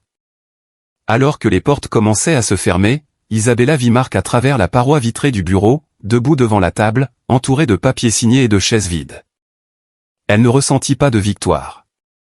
Elle ressentit du chagrin, mais c'était un chagrin qui ouvrait une voie. Au rez-de-chaussée, son chauffeur l'attendait. Cette fois, elle ne se dirigea pas vers le siège arrière. Elle marcha vers la portière passager avant, s'arrêta un instant, puis sourit faiblement en elle-même, et fit le tour pour se placer du côté du conducteur. L'homme parut confus. « Vous voulez conduire, madame ?» Elle lui tendit la main. « Oui. » Il lui remit les clés sans discuter. Isabella s'installa, ajusta son siège, régla le rétroviseur et posa ses mains sur le volant. La 10e avenue était encombrée, lente, pleine de klaxons et de cohues. Pourtant, lorsqu'elle démarra le moteur, elle ressentit quelque chose qu'elle n'avait pas ressenti depuis des années. Ce n'était pas le contrôle sur tout. C'était la direction, et cela suffisait. Ce soir-là, Chloé envoya un dernier message à Mark, « Tu vas regretter d'avoir choisi une femme qui t'a détruit. » Il le lut, assis seul dans l'appartement de l'hôtel, sans répondre. Puis il supprima son contact, non pas comme un geste héroïque, mais comme quelqu'un qui ferme enfin une fenêtre par laquelle il a lui-même laissé entrer la tempête. Ensuite, il ouvrit à nouveau les anciens emails d'Isabella. Il y en avait un d'il y a 3 ans avec pour objet, « À propos de nous ». Il n'avait jamais répondu. Et le lut aujourd'hui. Il n'y avait aucune accusation, c'était une demande, « Mark, je ne veux pas gagner des disputes. Je veux sentir qu'il y a encore une place pour moi à tes côtés. » Il se couvrit le visage de ses mains. Et cette fois, le regret ne s'accompagna pas de colère envers elle. Il arriva pur, humiliant et mérité. De l'autre côté de la ville, Isabella se gara devant une petite location à court terme dans le West Village. Elle monta seule, enleva ses chaussures et laissa les clés sur la table. Avant de dormir, elle reçut une confirmation d'Hélène, tous les gels d'avoirs essentiels étaient actifs, les documents signés, les risques maîtrisés. Isabella regarda par la fenêtre l'horizon illuminé de New York et respira. Pour la première fois, la ville ne lui sembla pas être un endroit où elle avait été abandonnée. Elle lui sembla être une route ouverte. Durant la première semaine après la signature, Isabella apprit que la liberté n'arrivait pas comme la scène finale d'un film avec de la musique forte et le vent dans les cheveux. Elle arrivait à travers de petites tâches, presque sans éclat, changer des mots de passe, choisir un nouveau lit, répondre à des messages sans s'excuser d'exister, décider de ce qu'elle mangerait pour le dîner sans calculer si Mark rentrerait irrité. L'appartement temporaire du West Village était plus petit que tous ceux où elle avait vécu ces dernières années. Pourtant, il y avait quelque chose d'immense dans ce salon avec son canapé simple, sa table en bois clair et sa fenêtre donnant sur la ville qui respirait entre les immeubles, les fils électriques et les lumières. Elle se levait tôt, préparait du café, passait les documents en revue avec Hélène, puis marchait vers un espace de co-travail à Tribeca. Là, elle commença à relancer un projet que Mark avait qualifié de passe-temps, un cabinet de conseil en réorganisation patrimoniale pour les femmes qui avaient été écartées de leurs propres décisions financières. Le premier jour, en remplissant un formulaire d'inscription, elle hésita devant la case état civil. Elle ne pleura pas. Elle écrivit simplement « en instance de divorce » et réalisa que cette phrase ne la rabaissait pas.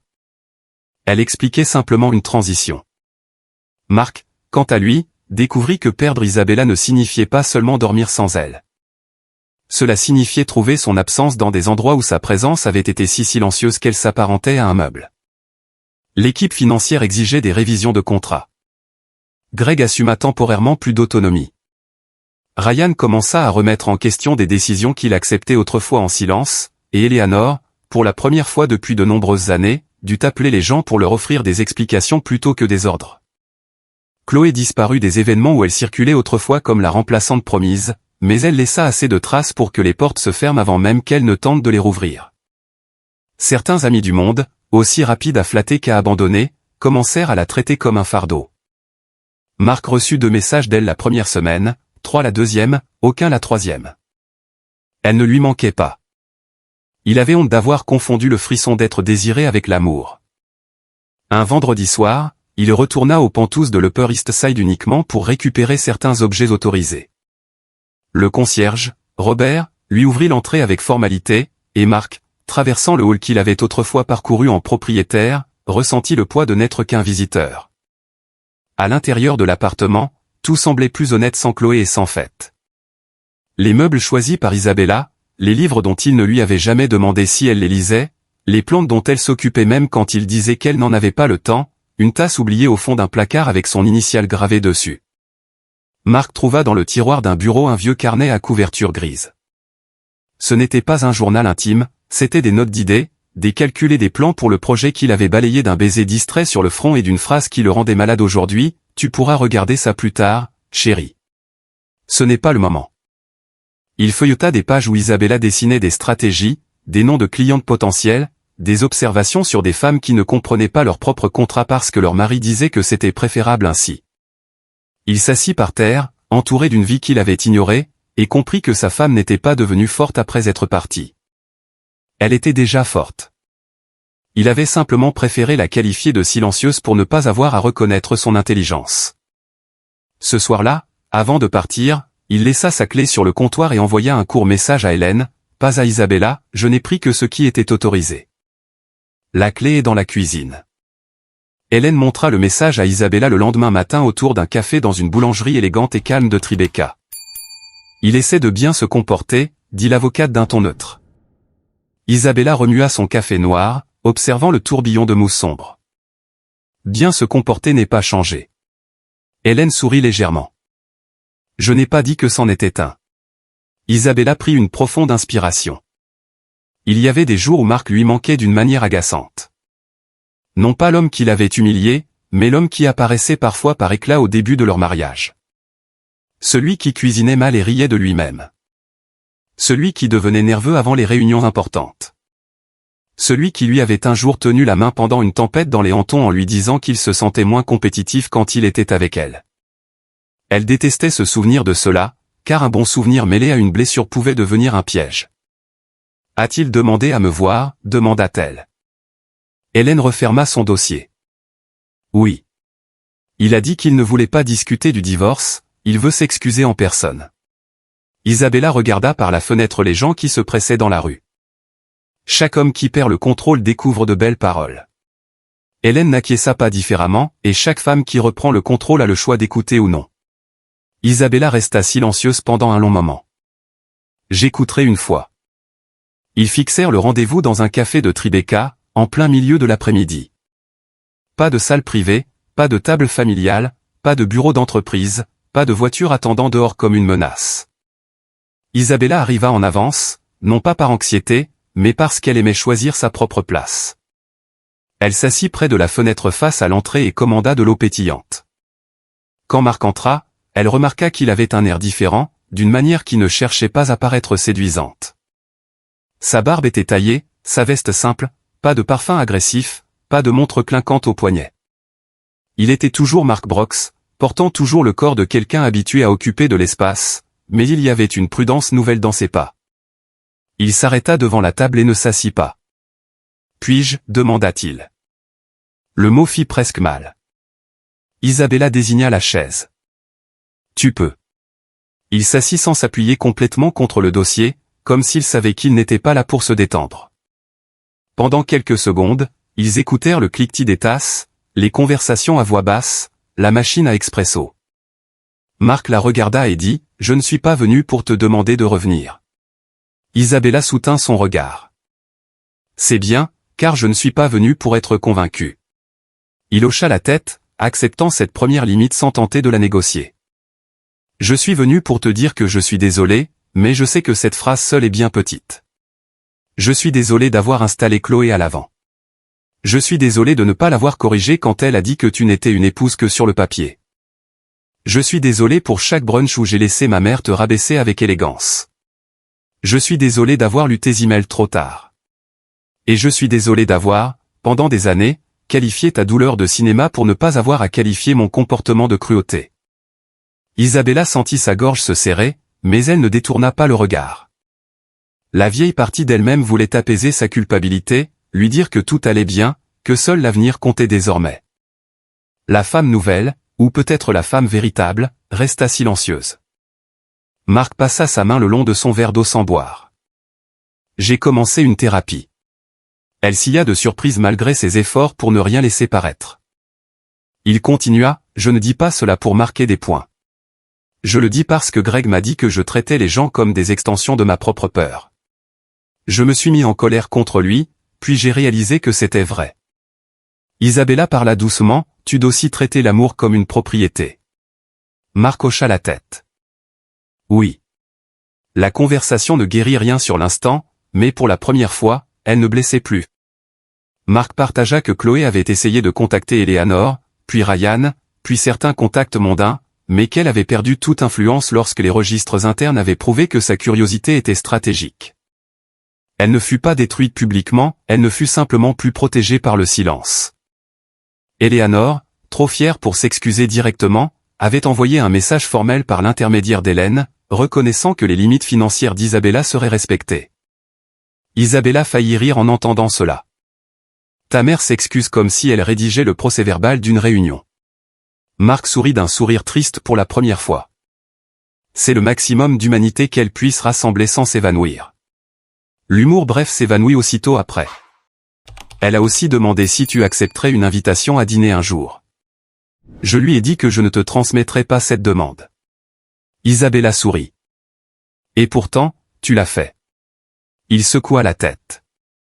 Je l'ai apporté comme une information, pas comme une pression. Tu n'auras plus jamais à remettre les pieds dans cette maison. Isabella regarda la rue. Le mot jamais était fort, parfois nécessaire. Je ne sais toujours pas ce que je veux faire de cette partie de ma vie. Marc répondit, tu n'as pas besoin de le savoir aujourd'hui. C'était une phrase simple, peut-être la plus généreuse qu'il lui eût jamais dite. Les semaines passèrent. La procédure de divorce avança sans scandale parce qu'Isabella refusa les invitations invisibles à transformer sa douleur en gros titres. Certaines personnes de l'élite de Manhattan tentèrent d'obtenir des détails lors d'événements discrets, avec des questions codées sous une fausse inquiétude. Elle apprit à sourire et à répondre « Je suis très bien entourée, juridiquement et émotionnellement ». La phrase coupait court aux conversations. Son cabinet de conseil, Clear Horizon, commença avec 3 clientes recommandées par Hélène, puis de nouvelles, puis une réunion avec une organisation de soutien aux femmes entrepreneurs. Isabella découvrit une joie étrange à expliquer des clauses, à poser des questions que personne n'avait posées à ces femmes, à les voir se redresser en réalisant que leur ignorance financière était souvent fabriquée par ceux qui en profitaient. Par une matinée pluvieuse, en quittant une réunion dans Midtown, elle s'arrêta sur le trottoir exact où elle était descendue de la voiture de Marc. L'immeuble d'Hélène était là, le passage piéton, le flux de circulation, le bruit vivant et fort de la ville. Pendant une seconde, le souvenir revint complètement, Chloé sur le siège avant, Marc ordonnant de fermer la portière, serrant le dossier contre sa poitrine. Isabella ferma les yeux. Quand elle les rouvrit, elle ne vit pas une défaite, elle vit un jalon. Certaines femmes avaient des albums de mariage, elle avait un trottoir où elle était née à nouveau. Marc changea lui aussi, mais pas d'une manière cinématographique. Il perdit temporairement sa présidence exécutive au profit d'un comité de gouvernance suggéré par Greg et approuvé par Ryan. Au début, il ressentit cela comme une humiliation, puis comme une conséquence. Il commença à travailler dans un bureau plus petit sans vue privilégiée, passant en revue des processus qu'il déléguait autrefois avec arrogance. Il s'excusa auprès de Greg. Il s'excuse auprès de Lorraine pour avoir ignoré son inconfort vis-à-vis de Chloé. Il tenta de s'excuser auprès de sa mère pour lui avoir permis de diriger son mariage comme s'il s'agissait d'une filiale de l'entreprise, mais Eleanor lui répondit qu'il se montrait mélodramatique. Cette fois, Marc ne recula pas. Ce n'est pas du mélodrame, mère. C'est juste le nom que nous donnons à la douleur des autres quand elle dérange notre confort. Eleanor se tut. C'était peut-être le début de quelque chose, ou peut-être pas. La nuit, Marc conduisait lui-même. Il n'utilisait plus de chauffeur pour les trajets courts. Au feu rouge, il regardait parfois le siège passager vide et se rappelait que le problème n'avait jamais été de savoir qui y était assis. Le problème était qu'il pensait avoir le droit de décider de la valeur d'une femme d'après le siège qu'il lui offrait. Le divorce fut finalisé quelques mois plus tard, sans guerre publique. Le jour de la signature finale, Isabella et Marc se rencontrèrent de nouveau au bureau d'Hélène. L'avocate resta formelle, expliqua les termes définitifs et s'assura que tout se déroulait comme convenu. Il n'y eut pas de litige vulgaire, pas de réconciliation dramatique de part et d'autre du bureau. Il y avait 2 adultes debout devant les ruines de ce qu'ils n'avaient pas su protéger. Lorsqu'Isabella signa, elle ressentit un pincement au cœur, mais elle n'hésita pas. Marc signa ensuite et passa quelques secondes à contempler son nom sur le document. « J'aurais aimé que ce soit différent, dit-il. » Isabella reboucha le stylo. « Moi aussi, mais regretter après coup ne change pas ce que nous avons permis auparavant. » Il l'accepta. En partant, Hélène resta en arrière, leur laissant quelques mètres d'intimité dans le couloir. Marc s'arrêta près de l'ascenseur. « Es-tu heureuse ?» La question aurait pu être intrusive, mais elle venait sans exigence. Isabella y réfléchit. « J'apprends à ne pas appeler la paix de la solitude. » Il respira comme si cela le touchait plus qu'il ne s'y attendait.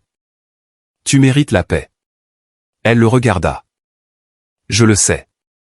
C'est cela la différence. » Ce soir-là, Isabella lança officiellement son cabinet de conseil dans un petit bureau au mur clair, orné de fleurs modestes et d'une plaque simple, Clear Horizon.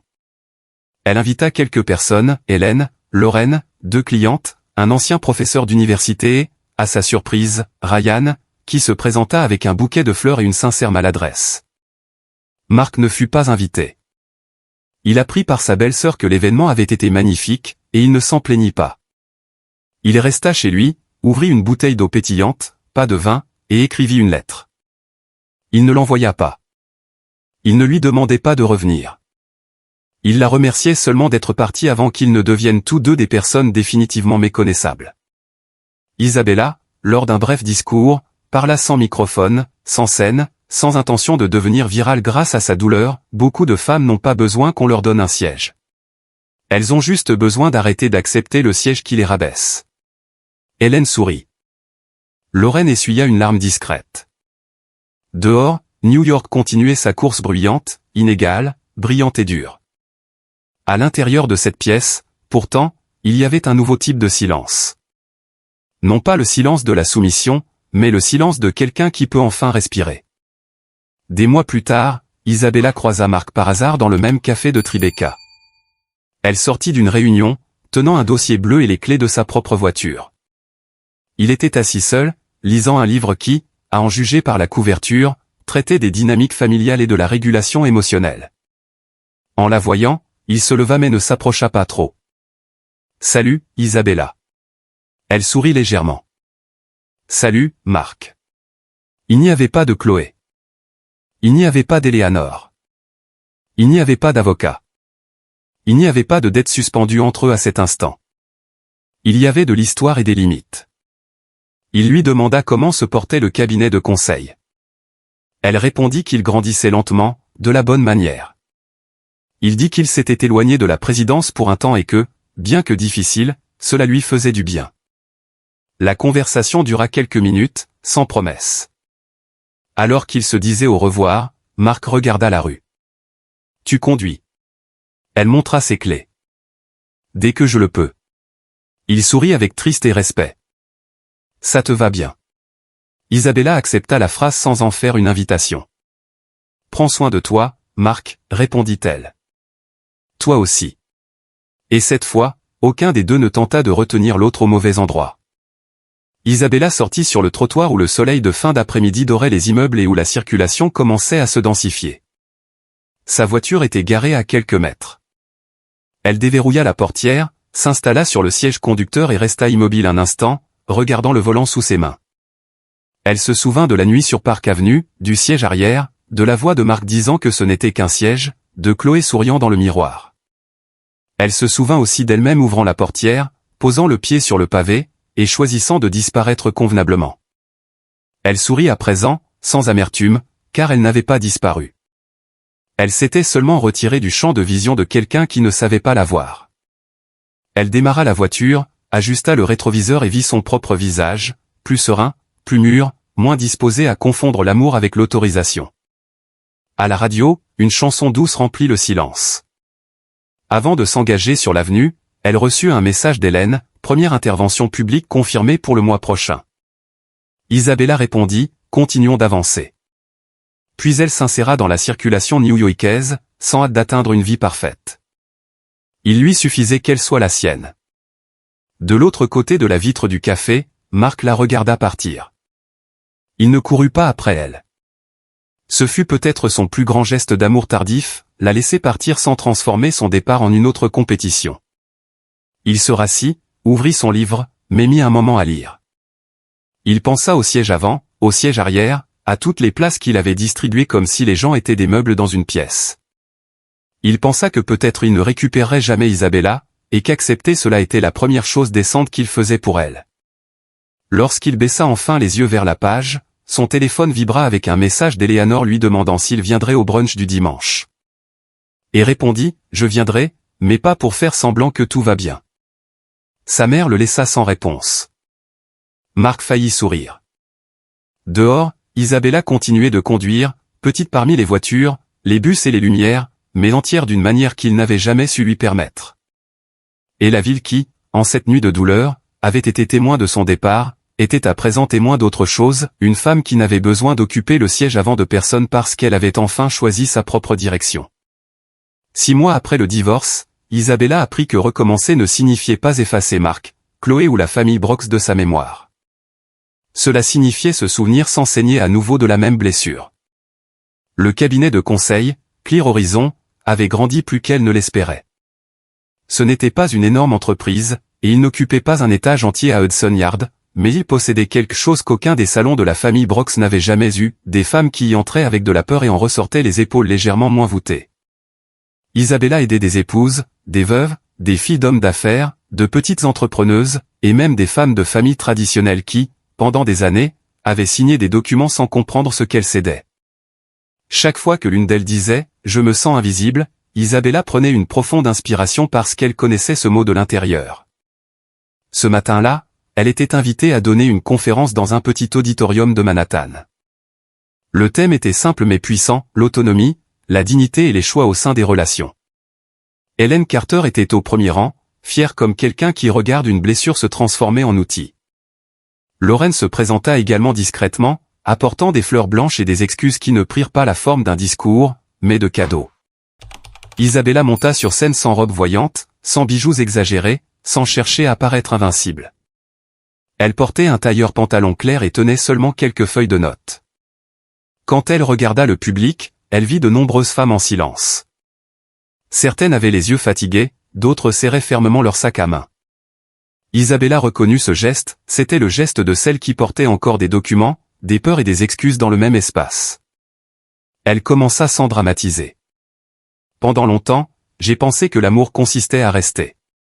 Puis j'ai découvert que, parfois, l'amour de soi consiste à savoir partir. L'auditorium devint silencieux. Ce n'était pas un silence vide, c'était un silence attentif, plein d'histoires non dites. Isabella continua, beaucoup de gens pensent qu'une humiliation doit être massive pour justifier une rupture. Mais parfois, l'âme ne se brise pas dans un scandale. Elle s'use dans de petites scènes, une chaise qui n'est jamais offerte, une réunion dont on vous exclut, une plaisanterie que tout le monde fait semblant de ne pas entendre, un siège arrière où l'on vous dit de vous asseoir, comme si votre place était toujours secondaire. Elle s'arrêta un instant car sa propre voix faillit se briser. Mais elle ne se brisa pas. La nuit où j'ai demandé à descendre de la voiture, je ne fuyais pas. Je revenais à moi-même. Au fond de l'auditorium, Mark écoutait sans bouger. Il n'avait dit à personne qu'il venait. Il avait acheté le billet sous un autre nom, s'était assis au tout dernier rang et s'était promis de ne pas s'approcher si sa présence la dérangeait. Il n'était pas là pour être pardonné, il était là pour témoigner, peut-être pour la première fois, sans chercher à être le centre de l'attention. Quand Isabella parla du siège arrière, Mark sentit la honte lui transpercer la poitrine comme quelque chose de mérité, mais de différent d'auparavant. Il ne transforma pas cette honte en colère, il baissa simplement les yeux et l'accepta. À côté de lui, une femme plus âgée notait des citations dans un carnet. Devant, une jeune femme essuyait des larmes discrètes. Mark comprit tardivement que la douleur d'Isabella n'avait jamais été petite, ce qui était petit, c'était sa propre perspective. Après la conférence, quelques femmes s'approchèrent d'Isabella. L'une d'elles, en robe bleue et la voix tremblante, dit « Mon mari décide de tout parce qu'il dit que je ne comprends pas l'argent. » Isabella lui tint les mains avec soin. Alors la première étape n'est pas de se battre. C'est d'apprendre. Le savoir vous redonne votre voix avant même de vous redonner votre courage. Une autre femme lui demanda si partir était toujours la solution. Isabella répondit honnêtement, non, chaque histoire a son chemin, mais rester ne peut jamais signifier disparaître. Hélène, qui écoutait à proximité, sourit avec une émotion contenue. C'était là la différence entre la vengeance et la transformation. La vengeance se serait terminée par la chute de Mark, la transformation commençait ici même, lorsque l'histoire d'Isabella cessait d'être seulement une blessure pour devenir un pont pour d'autres femmes. Lorsque l'auditorium se vida, Mark resta près de la sortie. Isabella le vit. Elle ne tressaillit pas, elle ne se raidit pas, elle ne sourit pas comme autrefois. Elle marcha simplement vers lui avec sérénité. « Tu es venu, dit-elle. » Mark garda ses mains devant lui, sans essayer de la toucher. « Je suis venu pour écouter. Je ne suis pas venu pour demander quoi que ce soit. » Elle hocha la tête. « Et qu'as-tu entendu ?» Il prit une profonde inspiration. Que j'ai passé des années à qualifier de cinéma tout ce qui te détruisait. Isabella soutint son regard. Il y avait de la douleur, mais pas de dépendance. Il y avait du souvenir, mais pas de prison. Marc continua, j'ai aussi entendu que tu as transformé le pire jour de ta vie en quelque chose qui aide d'autres personnes. Je n'aurais jamais eu ce genre de grandeur. Isabella répondit, ne t'en fais pas. La grandeur ne n'est pas toute faite. Parfois, elle apparaît lorsque nous refusons de rester petits à l'intérieur de l'histoire de quelqu'un d'autre. Ils restèrent silencieux pendant quelques secondes. Dehors, les rues de Manhattan continuaient de s'animer, bondées, vivantes, impatientes. Marc regarda la rue, puis elle. Tu me manques toujours. Isabella ne détourna pas le regard. Je sais. Il esquissa presque un sourire triste. Mais je ne vais pas me servir de cela pour te retenir. Pour la première fois, elle vit en lui une forme de respect qui n'avait pas besoin d'être proclamée. C'est bien, Marc. Il hocha la tête. J'apprends tardivement. Isabella prit son sac sur une table. Apprendre tard vaut toujours mieux que de continuer à prétendre qu'il n'y a pas de leçon. Ils marchèrent ensemble vers la sortie, mais pas en tant que couple. Comme deux personnes qui avaient partagé un amour, une ruine et une conséquence. Sur le trottoir, Marc lui demanda s'il voulait qu'il lui appelle une voiture. Isabella montra ses propres clés. J'ai conduit jusqu'ici. Il sourit faiblement. Bien sûr. Elle déverrouilla la voiture, posa son sac sur le siège passager et s'arrêta avant de monter. Pendant un instant, ils regardèrent tous deux ce siège vide. Aucun d'eux ne dit rien, mais ils comprirent tous deux, cette place n'était plus un trophée, un litige ou un symbole d'humiliation.